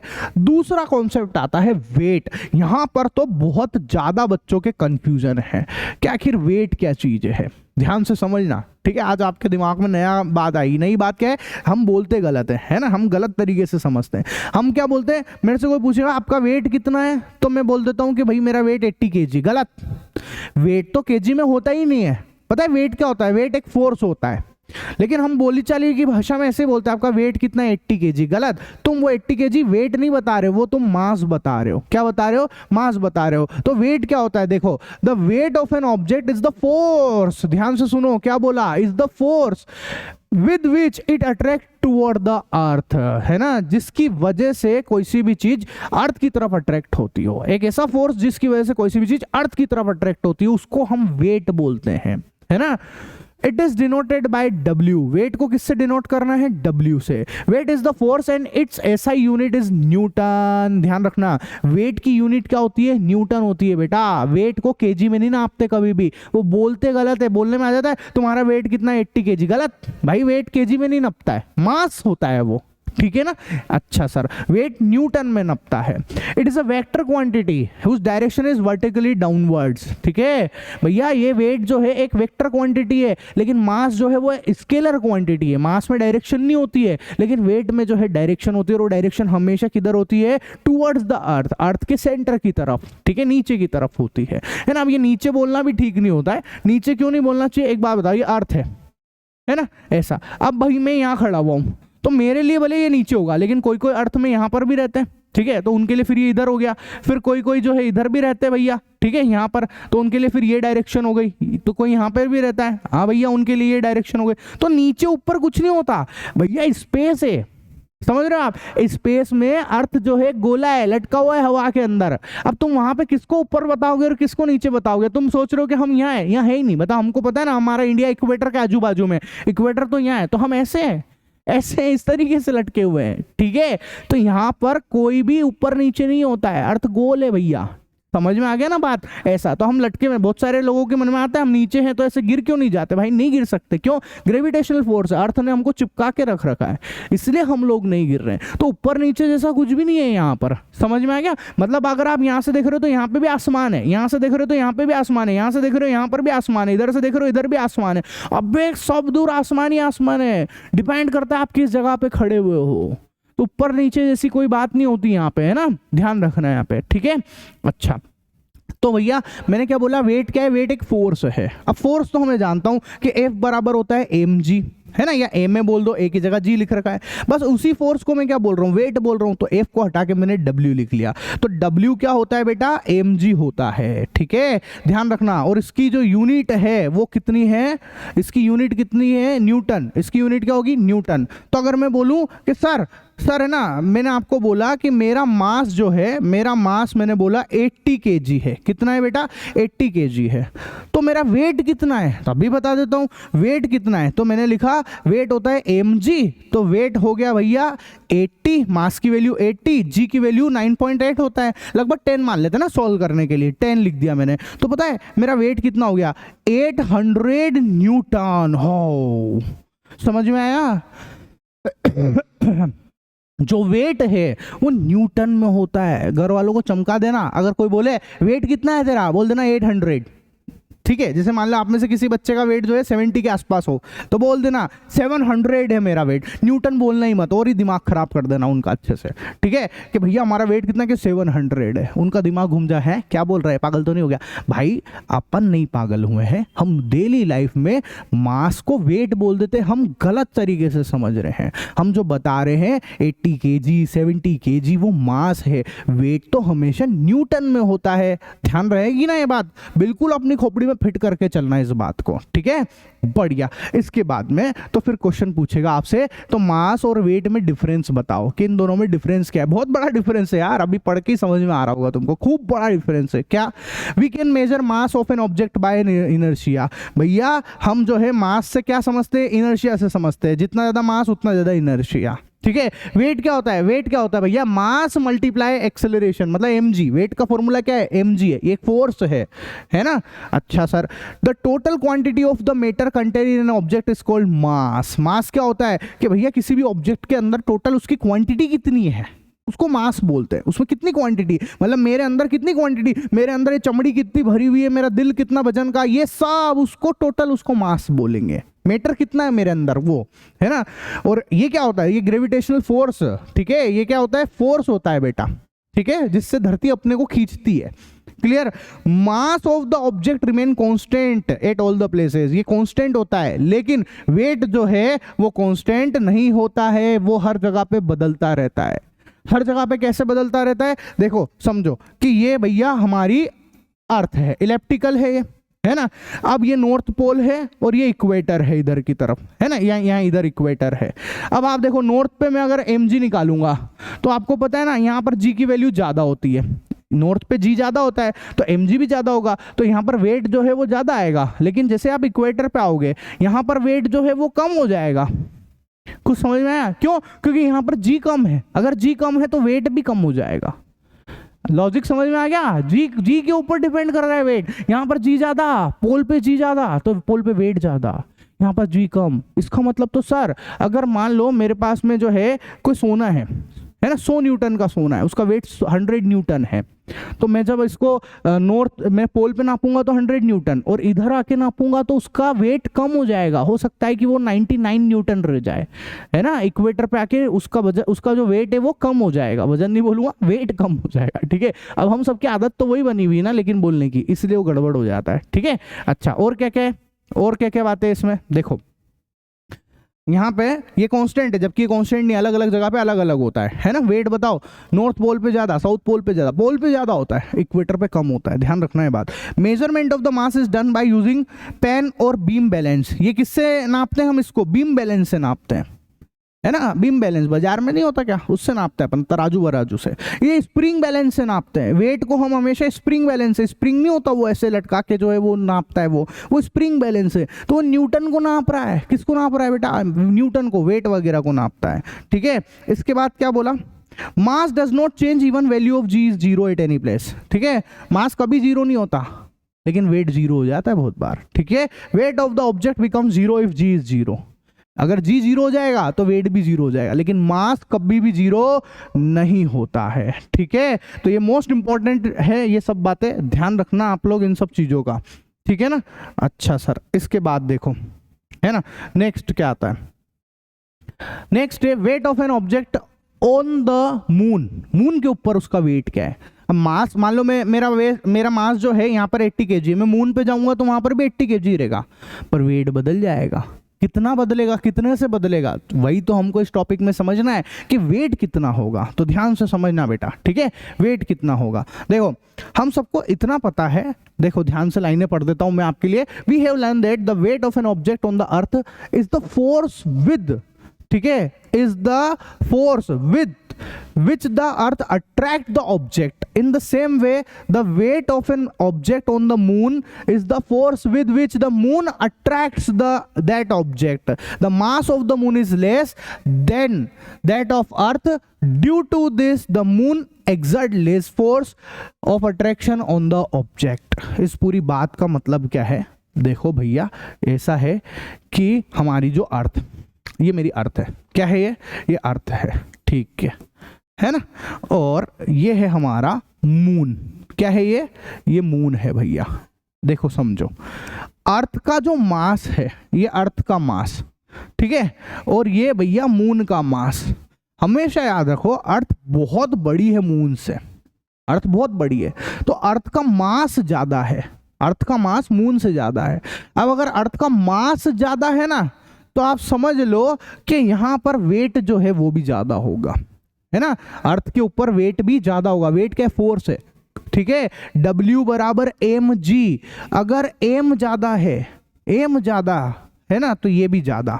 कोई दिक्कत हो तो बोलो, नहीं, ठीक है, ये बड़ी क्वांटिटी है, फोर्स ज्यादा लगाएगी यहाँ पर, है ना, यहाँ पे फोर्स ज्यादा लगाएगी, बड़ी चीज है ये, अर्थ बहुत बड़ी भारी चीज है, ये अट्रैक्शन फोर्स ज्यादा लगाएगा और मून कंपैरेटिवली कम लगाएगा। समझ में आया? तो मून पे वेट जो है वो कम होगा। कितना कम होगा वो समझते हैं। तो देखो, मेरे को ये पता है कि W बराबर होता है mg। बोलो होता है कि नहीं होता है? होता है ना। या और सिंपल कर देता हूं आपके लिए, एक बात बताओ, फोर्स बराबर क्या होता है? F बराबर G capital M small m upon, है ना, R स्क्वायर या D स्क्वायर लिखते हैं हम लोग। अब फोर्स को ही तो हम वेट बोल रहे हैं, तो मैंने लिख दिया W is equal to G capital M small m upon R square. बोलो ये लिखेंगे कि नहीं लिखेंगे? बस यही तो लिखा हुआ है फॉर्मूला, ये फॉर्मूला है जिसकी वजह से हम पता लगा सकते हैं कि वेट कितना है, ठीक है। तो W इज इक्वल टू, ये देखो, G कैपिटल M ये वाला है ना, small m upon R square, ठीक है। अच्छा सर, अब मैं जो ये चीज निकाल रहा हूँ ये मून के लिए निकाल रहा हूँ कि मून पे मेरा वेट कितना है, मून पे मेरा वेट कितना है। तो मैंने WM लिख दिया, WM मतलब M फॉर मून, है ना, मून पे weight is equal to G capital M, है ना, small m upon capital R और नीचे M लगा हुआ है। यहाँ पे कौन सी चीज क्या है, कंफ्यूज मत होना। कैपिटल M स्मॉल m का मतलब मून का मास, ये क्या है? मास ऑफ मून, मून का मास है ना। उसके बाद RM का मतलब क्या है? मून की रेडियस है, क्या है? मून की रेडियस है। और स्मॉल m क्या है? वो जो ऑब्जेक्ट जिसका आप वेट देख रहे हो, ठीक है। जैसे मान लो मैं हूं, अगर मैं मास पे, मैं मून पे चले गया, तो मून पे मेरा मास, ये वो मून पे मेरा मास है, मैं वो ऑब्जेक्ट बनूंगा यहाँ पर, ठीक है। तो इस तरीके से ये हमारे पास फॉर्मूला आ गया है ना। WM बराबर कुछ नहीं है, F बराबर, घबराना मत, ये वही लिखा हुआ है, F बराबर G M1 G capital M small m upon R square, वही लिखा हुआ है। बस मून था ना, तो मून के लिए यहाँ पर जो है ऐसे स्मॉल m लगा दिया और इधर भी स्मॉल m लगा दिया और यहाँ पर भी स्मॉल m लगा दिया, बस इतनी सी बात है और कोई बहुत बड़ी बात नहीं है यहाँ पर, ठीक है। अच्छा, अब let the weight of the same object on the अर्थ। अब अर्थ के लिए निकाले अगर हम लोग, ठीक है, तो अर्थ के लिए देखो मैंने E कर दिया, सेम फॉर्मूला है, सब बातें सेम है, बस यहाँ नीचे क्या लगा दिया मैंने? E लगा दिया, देखो स्मॉल ई लगा दिया, मतलब ये अर्थ का मास और ये अर्थ की रेडियस है। समझ में आया? अब हमको कंपेयर करना है कि आखिर कितना अंतर आता है। मेरा भैया वेट अगर यहाँ पर 800 न्यूटन है, तो मैं मून पे अगर मैं पहुंच जाता हूं तो मेरा वेट कितना होगा, अगर मेरे को वो निकालना है, तो मैं, पता है, सिंपल कंपेयर करना होता है तो हम क्या कर देते हैं? डिवाइड कर देते हैं। तो मैं इन दोनों को डिवाइड कर देता हूं, इन दोनों को डिवाइड किया मैंने। देखो जब मैं डिवाइड करूंगा तो G से G कैंसिल हो जाएगा, स्मॉल m से स्मॉल m भी कैंसिल हो जाएगा कि नहीं हो जाएगा? तो बाकी की चीजें जो बची हुई वो लिख देते हैं हम लोग। तो ये हमने लिख दिया, क्या क्या बचा हुआ है? Capital M small m upon RM का स्क्वायर, है ना, उसके बाद ME अपॉन RE का स्क्वायर, यही बच रहा है अपने पास में, ठीक है। जो नीचे है उसको उचक के ऊपर भेज देते हैं, तो ये नीचे वाला जो है उसको ऊपर कर दिया, RE का स्क्वायर जो है वो ऊपर आ जाएगा और ME यहाँ पर हो जाएगा। तो सिंपल सी कैलकुलेशन है, ठीक है। अच्छा भैया, अब आप ध्यान से समझो, मेरे को यहाँ पर एक टेबल में पूरी डिटेल दे रखी है, क्या कि मेरे को जो है अर्थ का मास दे रखा है 5.98 into 10 to the power 24, approximately 6 लिख देते हैं हम लोग, पर ठीक है, यहाँ जो दे रखा है हम वही लिखेंगे। अर्थ की रेडियस दे रखी है 6.37 इंटू 10 टू द पावर 7, फिर मून का मास दे रखा है और मून की रेडियस दे रखी है। तो मैं इन सब वैल्यू को यहाँ पुट कर देता हूँ, ठीक है। तो मैंने पुट कर दिया यहाँ पे, देख लो आप, दे रहा, ठीक है ना। MM मतलब मून का मास 7.3736 इंटू 10 टू द पावर 22। ये ना गलत है, ये यहाँ पे ना, ये यहाँ नहीं है, ये 10 की पावर 22 यहाँ है, ठीक है। ऐसा, ये 6 यहाँ नहीं है, ये ऊपर की तरफ है, क्लियर है। तो ये सारी वैल्यू मैंने यहाँ पे पुट कर दी, और जब मैं इसको प्रॉपर कैलकुलेशन करूंगा इसकी, तब मेरे पास जो है आएगा 1/6। कितना आएगा? 1/6। तो अपन को ये ध्यान रखना, आपको ना एग्जाम में भी कोई ऐसे कैलकुलेशन नहीं करनी है, आपको याद रखना है सब, ठीक है, कि हाँ ये आएगा। बस आप तो कुछ भी वैसे अपने टीचर को, एग्जामिनर को बेवकूफ बना देना भैया, क्या ऐसे ऐसे कटवट मार देना कि हाँ लगे प्रॉपर कर दिया, और डायरेक्ट लिख देना 1/6, ठीक है। अच्छा, ये 1/6 है, मतलब क्या कह रहे हैं, ध्यान से समझो। Wait of an object of the moon is 1/6 its weight on the अर्थ। मतलब आप समझे, अगर इस अर्थ के ऊपर मेरा वेट 800 न्यूटन है तो पता है मून पे कितना होगा, 800 को आप 6 से डिवाइड कर दो, कम आएगा भैया। अगर अपन डिवाइड करेंगे तो 6 1 जा 6, कितना बचा 2, 20 हो गया, 6 3 जा 18 है ना, फिर 20, 6 3 जा 18 और फिर पॉइंट में कुछ कुछ नंबर आ जाएगा। मतलब मेरा वेट जो है मून पे इतना ही रह जाएगा 133 के अप्रोक्सीमेटली। धरती पे वेट ज़्यादा होता है, मून पे वेट कम होता है। सिंपल सी बात है, मून का जो है, मून छोटा होता है इसलिए फोर्स ऑफ अट्रैक्शन कम होता है उसका। लॉजिक समझ में आ गया? ठीक है सर, चलो क्वेश्चन खेलते हैं। क्या कह रहे हैं question, mass of an object is 10 kg, what is the weight on the earth. ठीक है, तो वेट पूछा मेरे से, तो वेट मैं जानता हूं, उसको मैं लिखता हूं mg। w बराबर क्या होता है, mg होता है। ठीक है, तो w is equal to m मेरे को कितना दे रखा है 10 kg और g मेरे को कितना है 9.8 है। ठीक है, ये मेरे को पता ही है। तो W मेरे पास कितना आएगा, इसको मल्टीप्लाई कर दूंगा तो 98 न्यूटन आ जाएगा। तो ये मेरा वेट आया बेटा, ये मेरा वेट है। समझ में आया? वेट को न्यूटन में नापना, कंफ्यूज मत होना। ठीक है, अच्छा इसके बाद next question, an object wait 10 Newton when measured on the surface of the earth. ठीक है, मतलब अर्थ के ऊपर अगर हमने उसका वेट नापा तो वो 10 न्यूटन आया है। ठीक है, what would be its weight when major on the surface of the moon. लेकिन उसने मेरे से पूछा कि मून के ऊपर कितना है, तो बढ़िया, बड़ा आसान है। मून के ऊपर जो है अर्थ का 1/6 होता है। कितना होता है, 1/6 होता है ना। तो हम लिख देते हैं WM बराबर 1/6 और मल्टी कितना 10। बस सॉल्व कर लो, 10 को 6 से डिवाइड करो, 6 1 जा 6, 4 बच गए, पॉइंट लगाएंगे 40 हो जाएगा, 6 6 जा 36, फिर 4 बच गया है ना, तो 1.66 न्यूटन ये हमारा आंसर है। ठीक है, कि मून के ऊपर उसका वेट कितना आएगा, वो 1.66 ही रह जाएगा, याद रखना। ठीक है, कोई दिक्कत हो तो बोलो, 6 टाइम कम हो जाता है मून पे। ठीक, नेक्स्ट अगला टॉपिक क्या आता है, थ्रस्ट। क्या कि थ्रस्ट किसको कहते हैं, है ना। तो अभी मैंने ग्रेविटेशन से रिलेटेड जितना भी पार्ट था वो हो गया है खत्म, है ना। जो चैप्टर है ग्रेविटेशन वाला हिस्सा वो खत्म होता है। अब बारी है एक ये अलग टॉपिक है पूरा ही, जिसको हम बोल रहे हैं थ्रस्ट। ठीक है, थ्रस्ट को समझ रहे हैं हम लोग कि थ्रस्ट क्या है। तो देखो, the force acting on a object perpendicular to the surface is called thrust. ठीक है, मतलब ऐसा फोर्स जो कि किसी सरफेस के परपेंडिकुलर लग रहा हो उसको थ्रस्ट बोलते हैं। इसको और सिंपल से समझाता हूं आपको। जैसे समझो कि जैसे मेरा मोबाइल है, ठीक है, ये फोन है मेरा। अब इस फोन के ऊपर मैं ऊपर से ऐसे इसको ऐसे फोर्स लगा रहा हूं, बिल्कुल परपेंडिकुलर फोर्स लगा रहा हूं ये। तो ये जो फोर्स है ना, जो इसके ऊपर से लग रहा है एकदम परपेंडिकुलर में जो फोर्स लगा रहा हूं, इस परपेंडिकुलर फोर्स को हम अपथ्रस्ट बोलते हैं, सॉरी थ्रस्ट बोलते हैं। क्या बोलते हैं इसको, थ्रस्ट बोलते हैं। अब फोर्स तो बहुत सारे हो सकते हैं, देखो फोर्स इधर भी है, इधर भी है, ये मैं ऐसे टेढ़े करके लगा रहा हूं, वो सब फोर्स है। पर परपेंडिकुलर फोर्स को ही थ्रस्ट बोलना, ध्यान रखना। परपेंडिकुलर फोर्स को क्या बोलेंगे, थ्रस्ट बोलेंगे बेटा। ठीक है, कोई दिक्कत हो तो बोलो। नहीं, इसी थ्रस्ट की वजह से जैसे हम ये जो कील ठोकते ना, एकदम ये टाक टाक टाक बिल्कुल सीधा मारते, एकदम परपेंडिकुलर मारते, जब भी जाके तो वो अंदर घुस जाती है, तो थ्रस्ट है। जैसे वो नोटिस बोर्ड पे हम नहीं चिपकाते ये ऐसे डॉट डॉट डॉट ऐसे चिपकाते ना, कुछ भी लगाना होता है तो थ्रस्ट की मदद से चिपका पाते हैं हम लोग। ठीक है, जैसे मैंने इसको उठाया, ये इधर उधर लगा रहा हूँ ना, ऐसे ऐसे लगा के फिर हम उसको ऐसे चबत देते हैं, तो वो हम थ्रस्ट लगा रहे हैं। मतलब परपेंडिकुलर फोर्स को हम थ्रस्ट बोलते हैं। ठीक है, अच्छा फिर आता है प्रेशर। क्या कि प्रेशर क्या होता है, मोस्ट इंपॉर्टेंट क्वेश्चन आएगा यहां से, है ना। क्या है भैया प्रेशर, समझो।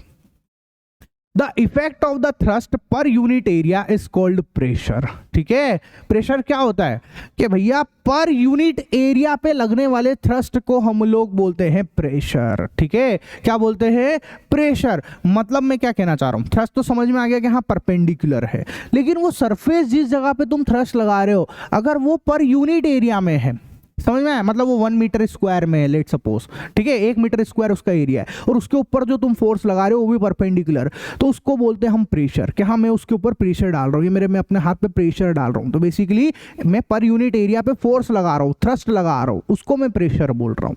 तो प्रेशर जो है ना, उसकी यूनिट होती है पास्कल।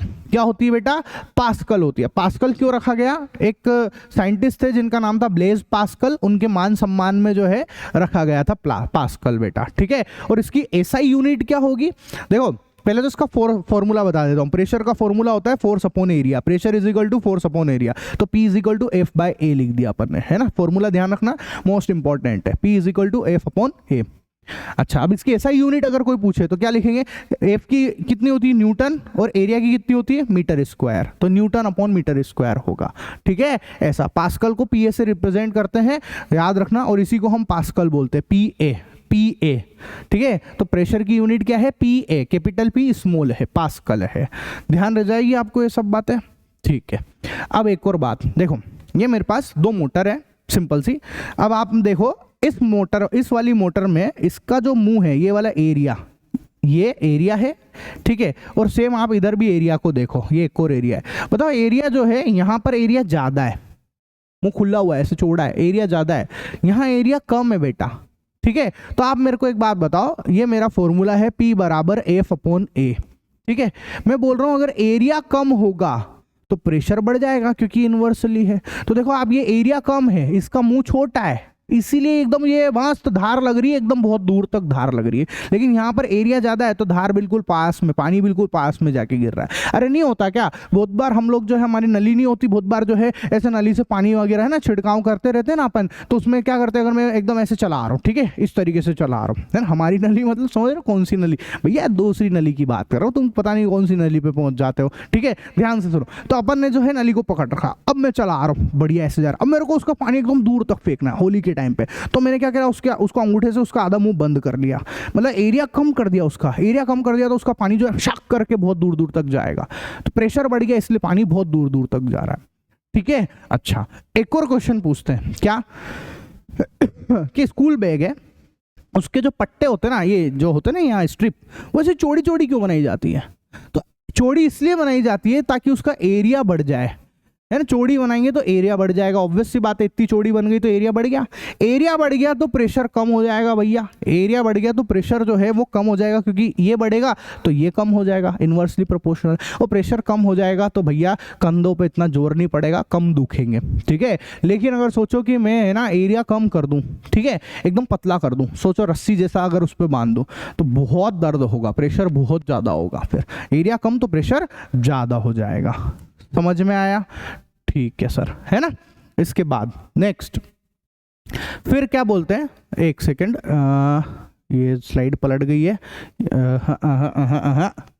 भैया क्या हुआ, ठीक है, यहां तक क्लियर हो गया। अच्छा, इसके बाद हमारा नेक्स्ट टॉपिक क्या कहता है वो समझना आप। नेक्स्ट टॉपिक क्या है, प्रेशर ऑन लिक्विड, ठीक है, पलटो, ये रहा प्रेशर ऑन लिक्विड, तो ये लिक्विड है ना। अब लिक्विड जो है वो प्रेशर लगाता है अपनी जो उसकी जिस भी कंटेनर में उसको रख रखा है उसकी दीवारों के ऊपर प्रेशर लगाता है, जैसे ये है तो ये इसकी दीवारों के ऊपर प्रेशर लगाएगा, दे दमादम जो है इसके दीवारों के ऊपर प्रेशर लगाएगा, ये समझ में आ गया। तो इसको लिक्विड के ऊपर प्रेशर बोलते हैं, ठीक है। तो क्या बोल रहे हैं, all liquids and gases are fluids, जितनी भी लिक्विड और गैस है उन सबको फ्लूइड बोलते हैं। ध्यान देगा, जितने भी लिक्विड और गैस है उनको क्या बोलेंगे, उनको हम लोग फ्लूइड बोलते हैं बेटा, क्या बोलते हैं, फ्लूइड बोलते हैं। तो फ्लूइड का मतलब सिर्फ लिक्विड नहीं होता है, उसमें गैस भी आ जाती है, ठीक है। Fluid exert pressure on the base and also the walls of container in which they are enclosed. ये जो फ्लूइड है ये भैया बेस पे भी प्रेशर डालता है ना, क्या बोल रहे हैं, बेस पे भी प्रेशर डालता है और इसकी दीवार पे भी प्रेशर डालता है, ठीक है भैया। अच्छा, pressure exerted by fluid is same in all direction at a given depth, मतलब कि अगर एक डेप्थ है, जैसे पानी यहाँ से लेके यहाँ तक भरा हुआ है, इतना पानी भरा हुआ है, तो ये एक जगह पे अगर मैं बात करूँ तो यहाँ पर हर एक डायरेक्शन में प्रेशर इक्वल होगा, बराबर होगा।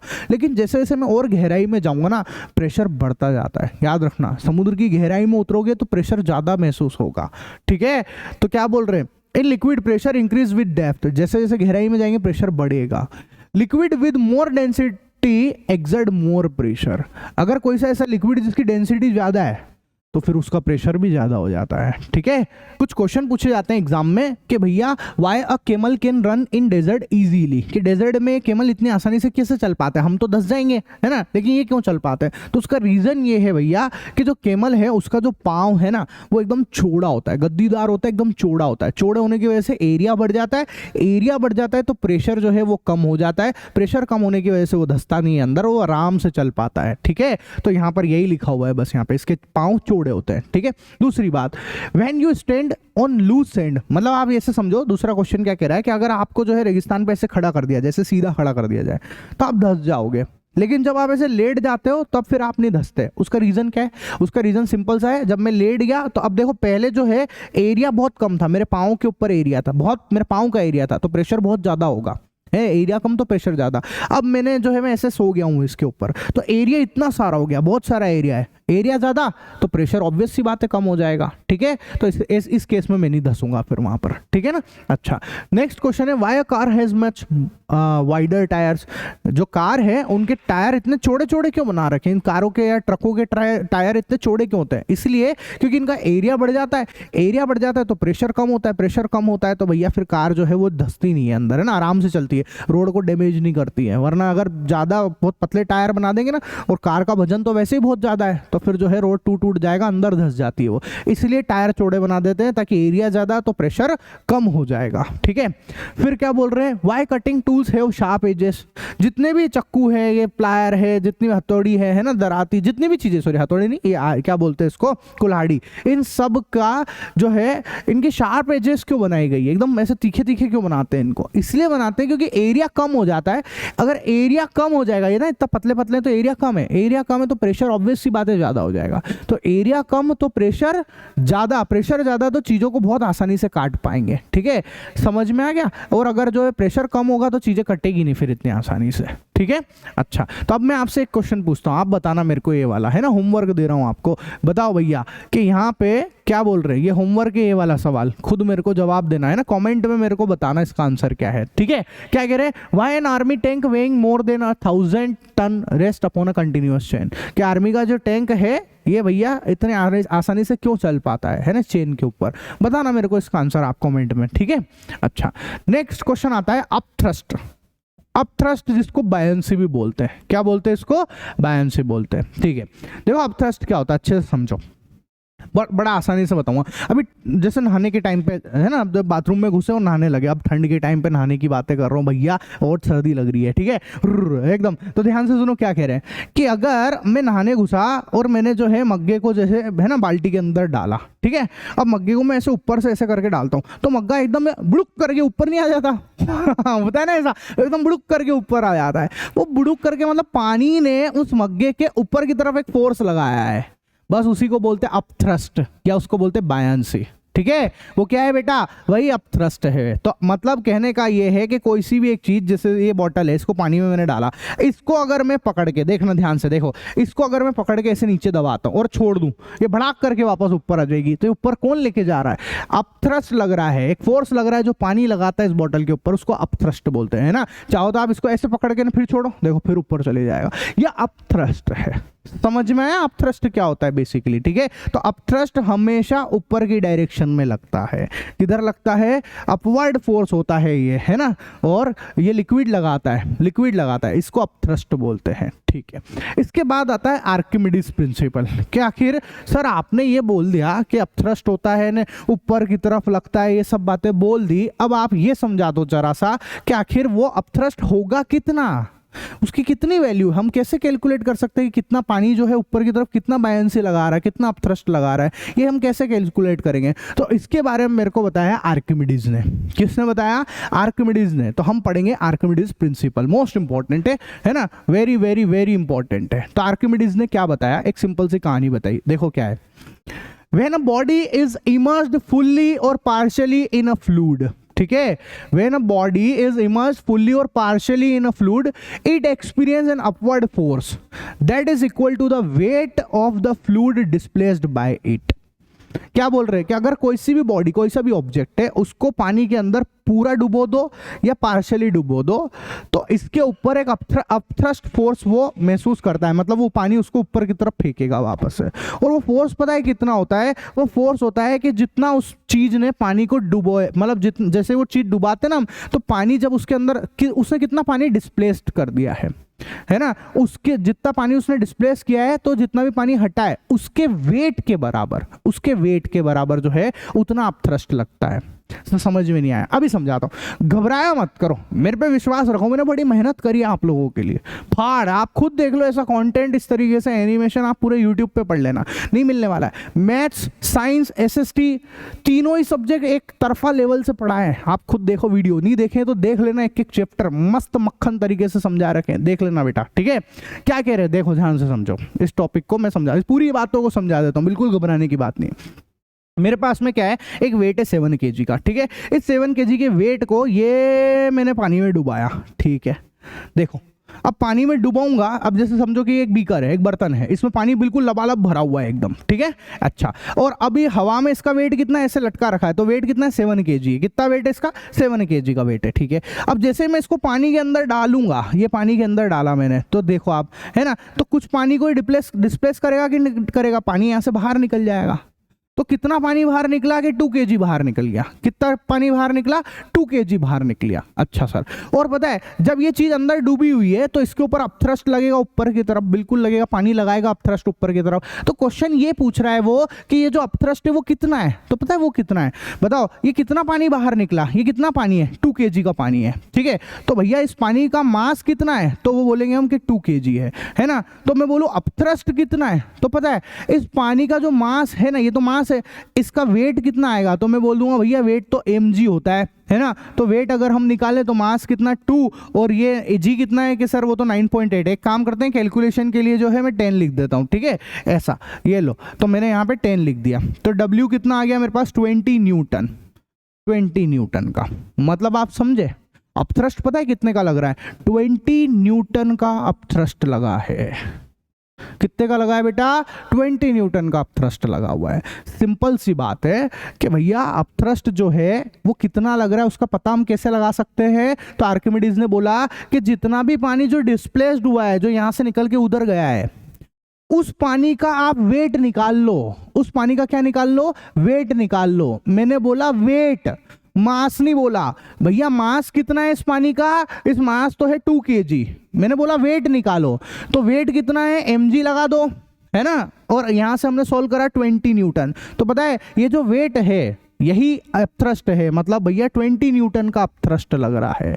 अब मेरे को लगता है आपको समझ में आ गया होगा कि ठीक है क्या कह रहे हैं। तो upthrust is equal to weight of the fluid displaced by object, है ना? Weight of the fluid displaced by object. Clear है? ठीक है ना? अब अपथ्रस्ट जो है किन और चीजों पे डिपेंड करता है, तो देखो volume of object inside fluid और volume of fluid displaced is more, ठीक है? मतलब जितना ज्यादा वॉल्यूम डिस्प्लेस्ड होगा, जितना ज्यादा पानी बाहर निकलेगा, डिस्प्लेस्ड होगा, उतना ज्यादा अपथ्रस्ट होगा। जो जितना ज्यादा पानी को फैला देगा, डिस्प्लेस कर देगा, तो अपथ्रस्ट भी ज्यादा होगा, ठीक है? डेंसिटी के ऊपर भी डिपेंड करता है फिर ये, किसके ऊपर? डेंसिटी ऑफ फ्लूइड, ठीक है, इज मोर। अगर डेंसिटी ज्यादा होगी तो अपथ्रस्ट जो है वो भी ज्यादा हो जाएगा, ठीक है? अगर डिस्प्लेस पानी का वॉल्यूम ज्यादा तो अपथ्रस्ट ज्यादा, डेंसिटी ज्यादा तो अपथ्रस्ट ज्यादा, काम खत्म, ठीक है? तो यही आर्किमिडीज है। तो इसी आर्किमिडीज के प्रिंसिपल के हिसाब से जो है काफी सारे एप्लीकेशन है इसके, है ना, डेली लाइफ के, जैसे कि जहाज वगैरह जो चल रहा है वो पनडुब्बी कैसे काम करती है, ऐसे सारे प्रिंसिपल जो है आर्किमिडीज के हिसाब से ही बनाए गए हैं, ठीक है? अच्छा, उसके बाद एक क्वेश्चन है, Why does an iron nail sink in water but a ship made of iron floats? क्या बोल रहे हैं कि एक जहाज जो है वो बहुत आसानी से तैर लेता है ना? इतना बड़ा जहाज वो तो पानी में आराम से तैर रहा है, कितना सारा वजन होगा उसका, लेकिन एक छोटी सी कील वो फटाक से पानी में डूब जाती है। ऐसा क्यों है भैया? ऐसा इसलिए है क्योंकि जो जहाज है ना उसका वॉल्यूम उस इतना सारा फैला हुआ है वो, तो जब वो जहाज पानी में उतरा तो उसने बहुत सारे पानी को डिस्प्लेस्ड कर दिया। जब पानी को डिस्प्लेस्ड करा तो उसमें अपथ्रस्ट भी ज़्यादा होगा। जितना ज़्यादा पानी डिस्प्लेस्ड उतना ज़्यादा अपथ्रस्ट, तो उतना ज़्यादा अपथ्रस्ट होगा तो फिर वो डूबेगा नहीं, फिर वो आराम से तैरेगा। लेकिन ये जो कील है, छोटी सी कील, भाई देखो इस कील को तुम डालोगे तो ये बहुत कम पानी डिस्प्लेस करेगी। बहुत कम पानी अगर डिस्प्लेस्ड होगा तो अपथ्रस्ट जो है वो वैसे ही कम हो जाएगा। अपथ्रस्ट कम हो जाएगा तो ये भड़ाक से डूब जाएगी। ये समझ में आया? इसलिए जहाज तैरता है। लॉजिक समझ में आ गया?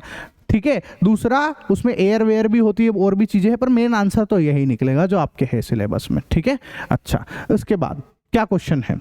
You find your mass to be 42 kg on a weighing machine, is your mass more और लेस देन 42 kg? बहुत बढ़िया सवाल है, मोस्ट इंपॉर्टेंट क्वेश्चन है कि भैया मैंने मेरा मास जो है, मैं एक वेइंग मशीन पे खड़ा हो गया और मैंने मेरा मास जो है वो नापा, वो कितना आ रहा है? 42 kg आ रहा है। ठीक है। तो एक्चुअल में मेरा मास, भले वेइंग मशीन ने 42 बताया, तो क्या एक्चुअल मेरा मास 42 है या उससे ज़्यादा या उससे कम है? तो उससे ज़्यादा होता है। क्यों ज़्यादा होता है उसका रीज़न बताता हूँ। देखो अपने आजू बाजू हवा भी है ना, तो हवा जो है ऊपर की तरफ, आप खड़े हुए हो, सोचो कि मैं यहाँ खड़ा हुआ, तो मैंने यहाँ पे जब खड़ा हुआ ऐसे, तो मैंने बहुत सारी हवा को डिस्प्लेस्ड कर दिया है। अब मैंने हवा को डिस्प्लेस्ड कर दिया, फ्लूइड को डिस्प्लेस करा ना। फ्लूइड मतलब क्या है बताओ? फ्लूइड का क्या मतलब हुआ भैया? लिक्विड भी होगा और गैस भी होगा, और हवा गैस है, तो हवा को डिस्प्लेस कर दिया। भाई तुम हवा को डिस्प्लेस करोगे तो अपथ्रस्ट लगेगा ऊपर की तरफ, हवा तुम्हारे ऊपर ऐसे फोर्स लगाएगी जिसको अपथ्रस्ट बोलते हैं, तो अपथ्रस्ट लगेगा ऊपर की तरफ। तो भैया यहाँ पे जो है एक अपथ्रस्ट ऊपर की तरफ लगेगा। तो समझो कि एक एग्जाम्पल के लिए बोल रहा हूँ, है ना, कि मान लो कि जो है अपथ्रस्ट कितना लग गया, कुछ न्यूटन में ले लेते हैं कि कुछ भी लग गया उसे, लेट सपोज थोड़ा सा। तो आप तो खुद ही ऐसे समझ लो कि अगर भैया मेरा वजन एक्चुअल में, मतलब मेरे 42 kg दिखा रहा है और अपथ्रस्ट लग रहा है ऊपर की तरफ, ऐसा मतलब इसका मतलब मेरा वजन थोड़ा सा तो ज्यादा होगा ना, क्योंकि उस अपथ्रस्ट ने कम करा है वजन को। नहीं समझे? इसको ऐसे समझो। वापस से रिपीट करता हूँ। देखो क्या कहना चाह रहा हूं मैं, कि मेरा मास जो है वो 42 kg है ना। वो पूछ रहा है कि आपका रियल मास है कि नहीं है, तो नहीं है। बताता हूँ कैसे। अगर मैं बोलूँ कि इसका वेट कितना होगा, मास इतना, अगर मैं तुमसे वेट बोलूँ तो तुम क्या बोलोगे? 42 है ना, mg, मतलब g के लिए 10 से मल्टीप्लाई कर दिया तो 420 न्यूटन। ये वेट मेरा 420 न्यूटन है। ठीक है। और वो किधर लग रहा है? नीचे की तरफ। ठीक है, ये लो, ये नीचे की तरफ 420 न्यूटन लग रहा है। बढ़िया। अब क्या है कि मैं जहाँ खड़ा हुआ हूँ वहाँ हवा थी, वहाँ डिस्प्लेस कर दी उस हवा को, तो हवा अपथ्रस्ट लगाएगी मेरे ऊपर, तो मेरे ऊपर ये ऐसे अपथ्रस्ट लगा हुआ है, मतलब अपथ्रस्ट लगने के बाद में मेरे को 42 kg दिखाया गया है। समझ में आया? ये अपथ्रस्ट लगने के बाद में ये मेरा मास आ रहा है 42 kg। ठीक है। तो अगर अपथ्रस्ट हटा देता, सोचो, तो मेरा मास तो एक्चुअल में और ज्यादा होता, तो यहाँ पर मास जो है वो मोर देन 42 होगा। क्या होगा? 42 से ज्यादा होगा। ठीक है। और एक और बहुत फेमस क्वेश्चन आपके इसमें काफी बार है ना, ये एनसीईआरटी में दे रखा है, और ये भैया आईआईटी जेई वाले में भी आ जाता है, बहुत भारी है ना, उनको भी कंफ्यूज कर देता है। क्या बोल रहे हैं? You have a bag of cotton, आपके पास 100 किलोग्राम जो है कॉटन है, और 100 किलो का आपके पास कोई बॉल है या कोई वजन है। ठीक है। और आपको ये बताना है कि इन दोनों में से ज्यादा भारी कौन है। ठीक है। ऐसा क्वेश्चन पढ़ लो। You have a bag of cotton and iron ball each indicating a mass of 100 kg when measured on a weighing machine. Weighing machine पे नापा है, लेकिन समझ में आ गया किस पे नाप रहे हैं? ये वेइंग मशीन पे नाप रहे हैं। ठीक है। In reality one is heavier than the other, can you tell which one? बताओ, दोनों ही 100 kg के हैं, ये भी 100 kg का, ये भी 100 kg का, और ये भी 100 kg का, ऐसा। तो आपको ये बताना है कि इन दोनों में से हेवियर कौन है। तो ज्यादातर लोग आंसर दे देते हैं कि भैया हेवियर कौन है, कि दोनों का वजन तो सेम है, मास दोनों का सेम है, तो दोनों बराबर है भैया। ठीक है, दोनों इक्वल हैं, कोई ज्यादा हेवी नहीं है, कोई कम नहीं है, दोनों बराबर है। लेकिन ये आंसर गलत है भैया। ठीक है, ये आंसर गलत है। ज्यादा हेवी कौन है, ये लगेगा आपको हेवी। उसका रीजन बता देता हूँ क्या है। देखो, रुई जो है 100 kg रुई, बहुत बड़े भाई, पूरा कमरा उमरा भरा जाएगा, अच्छी खासी रुई आएगी।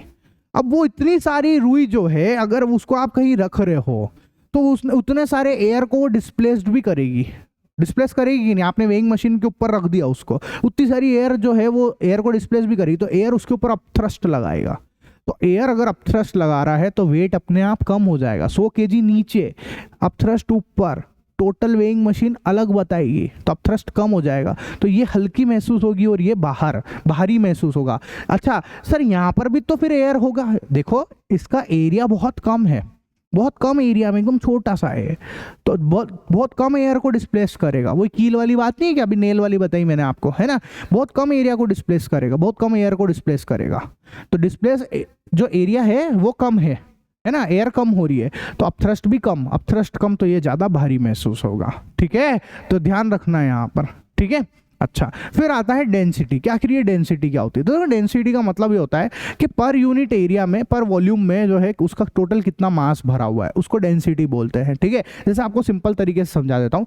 जैसे समझो कि इससे आप बहुत आसानी से समझ जाओगे। ये एक पार्किंग की जमीन है ना, तो यहाँ पर आप देखो 1 2 3 कारें पार्क हो रही है और यहाँ बहुत सारी हो रही है, जबकि एरिया जो है वॉल्यूम वो का वही है ना, वॉल्यूम वो का वही है, लेकिन यहाँ मास ज़्यादा है।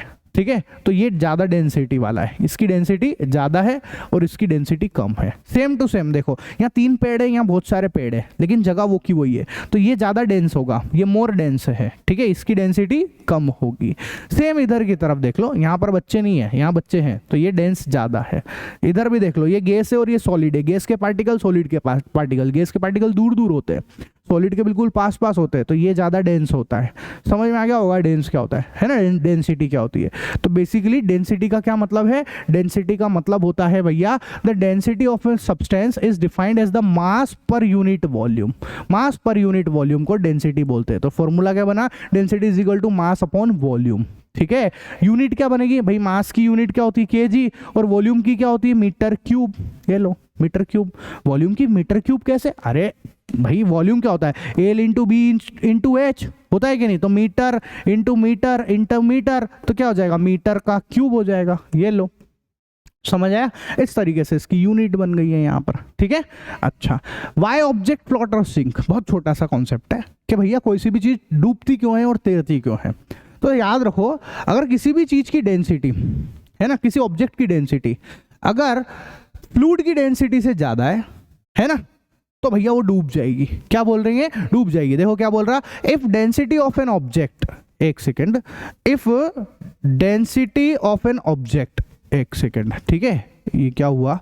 अरे अरे अरे अरे, ठीक है, जादू जादू टोना कुछ तो हो रहा है। एक सेकेंड, ये क्या हैंग हो रहा है? चलो, अटक गया भैया ये। ठीक है, देखो क्या कह रहे हैं, ये लास्ट में आके अटक रहा है। ये जादू होने लग जाता आखिरी आते आते। तो यार बच्चा, कुछ जादू टोना तो नहीं कर रहे तुम उधर से? सर इतना बड़ा लेक्चर हो गया है भैया, आप तो बस बस बस, बस खत्म है। लास्ट टॉपिक ही है ये। ठीक है, क्या बोल रहे हैं? Density of an object greater than density of liquid. अगर किसी ऑब्जेक्ट की डेंसिटी लिक्विड से ज्यादा है तो वो भैया डूब जाएगा वो ऑब्जेक्ट। जैसे आप समझ लो यहाँ पे, फिर देखो इतना जादू हो रहा है भैया, देखो क्या हो रहा है, ये इतना कमाल कैसे हो रहा है ये। देखो तो यहाँ पे क्या कह रहे हैं, जैसे नेल है, ठीक है, ये नेल है। अब कील जो है उसकी डेंसिटी इस पानी से ज्यादा है तो ये डूब गई, लेकिन यहाँ पे कॉर्क है, उसकी डेंसिटी जो है वो पानी से कम है इसलिए तैर रहा है। सिंपल सी बात है। तो किसी भी ऑब्जेक्ट की डेंसिटी अगर पानी से ज्यादा होगी तो वो डूब जाएगा और कम होगी तो वो तैरेगा बेटा। ठीक है, और एक तीसरा केस और है, वो भी बता देता हूं आपको कि अगर मान लो किसी ऑब्जेक्ट की डेंसिटी पानी की डेंसिटी के बराबर है, बराबर हो, तो फिर क्या होगा? सस्पेंड हो जाएगा ऑब्जेक्ट। सस्पेंड का मतलब क्या है? मान लो मैंने कोई सा एक ऑब्जेक्ट है, उसको जहां छोड़ा, जैसे यहीं पे छोड़ दिया मैंने, इसी जगह पे छोड़ा, तो जहां छोड़ूंगा ना वो वहीं रह जाएगा। जैसे यहाँ छोड़ा तो ऑब्जेक्ट यहीं टिक जाएगा, यहाँ ऊपर छोड़ा तो ऊपर ही रह जाएगा, नीचे ले जाए, बिल्कुल नीचे घुसेड़ के अंदर रख दिया अंदर मैंने, तो वहीं टिक जाएगा वो। तो ये डेंसिटी है बेटा। ठीक है, यहाँ तक कोई दिक्कत हो तो बोलो, नहीं ना? अच्छा, अब सुनो, एक मिनट, इसको मैं ना, वो इस पेज पे कुछ प्रॉब्लम है। हाँ, एक क्वेश्चन क्या कह रहा है जरा ध्यान से देखना। क्वेश्चन में क्या बोला? The volume of 50 gram of substance is 20 centimeter cube if the density of the water is 1 gram centimeter cube, है ना, centimetre -3, will the substance float or sink? तो कुछ नहीं, डेंसिटी निकाल देते हैं। ठीक है, डेंसिटी इज इक्वल टू होता है मास अपॉन वॉल्यूम। तो density is equal to mass कितना दे रखा है? 50 ग्राम। ठीक है ना, 50 ग्राम अपॉन, और वॉल्यूम मेरे को कितना दे रखा है? 20 सेंटीमीटर क्यूब। तो 20 सेंटीमीटर क्यूब। ठीक है, इसको सोल्व करते हैं। 1 0 से 1 0 गया, 5/2 करेंगे तो 2.5 ग्राम, है ना, और पर सेंटीमीटर क्यूब, मतलब सेंटीमीटर और पावर 3 ऊपर कर दो आप, ये आ गया मेरे पास में। ठीक है। तो क्या बोल रहे हैं, volume of 50 gram of substance, उस सब्सटेंस की डेंसिटी कितनी आ गई 2.5 ग्राम सेंटीमीटर माइनस 3, ठीक है। अच्छा, तो बोल रहे हैं वो कि वो पानी में तैरेगा या डूबेगा। अब पानी की डेंसिटी कितनी है 1 ग्राम सेंटीमीटर, 1 ग्राम अपॉन सेंटीमीटर क्यूब है, 1 है पानी की डेंसिटी, और इसकी डेंसिटी 2.5 है, मतलब इसकी डेंसिटी ज़्यादा है पानी की डेंसिटी से, इस सब्सटेंस की डेंसिटी ज़्यादा है। देखो ना, सब्सटेंस की डेंसिटी ds मतलब सब्सटेंस की डेंसिटी है ना, पानी की डेंसिटी से ज़्यादा है, क्या होगा, डूब जाएगा भैया। तो ऑब्जेक्ट जो है सब्सटेंस विल फ्लोट और सिंक, तो हम लिख देंगे सब्सटेंस है ना विल सिंक, डूबेगा, पानी से ज़्यादा हुआ तो डूब जाएगा, काम खत्म, ठीक है। अच्छा सर, ठीक है। अब ये रिलेटिव डेंसिटी है, ये आपको सिलेबस में नहीं है, बाकी इसको सिंपल सा ऐसे समझ लो, बस इतना ही बता रहा हूँ कि पानी के कंपैरिजन में हम डेंसिटी को कंपेयर करते हैं, दैट इज कॉल्ड रिलेटिव, ठीक है ना, ऐसा। चलो, तो हमारा चैप्टर होता है खत्म। एक बात और सुन लो, मैंने आप लोगों के लिए मैथ्स, साइंस, एसएसटी, संस्कृत, मतलब सारे सब्जेक्ट के नोट्स हमारी एप्लीकेशन आई कोचिंग के ऊपर अवेलेबल है, ठीक है।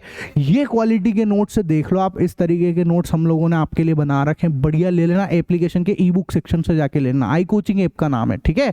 अच्छा, और एक बात और बता देता हूँ आपको, अगर आप लोगों को नोट्स वगैरह चाहिए है ना, जैसे हमारे साइंस के नोट्स है, ठीक है, ये हमारे एसएसटी के नोट्स है, इस टाइप के अगर आपको नोट्स चाहिए तो आप मेरे से मंगवा भी सकते हैं नोट्स, ठीक है। नोट्स की क्वालिटी चेक कर लो आप, मैंने अभी थोड़ी देर पहले भी बताया था, एकदम बढ़िया कलरफुल नोट्स है, ठीक है।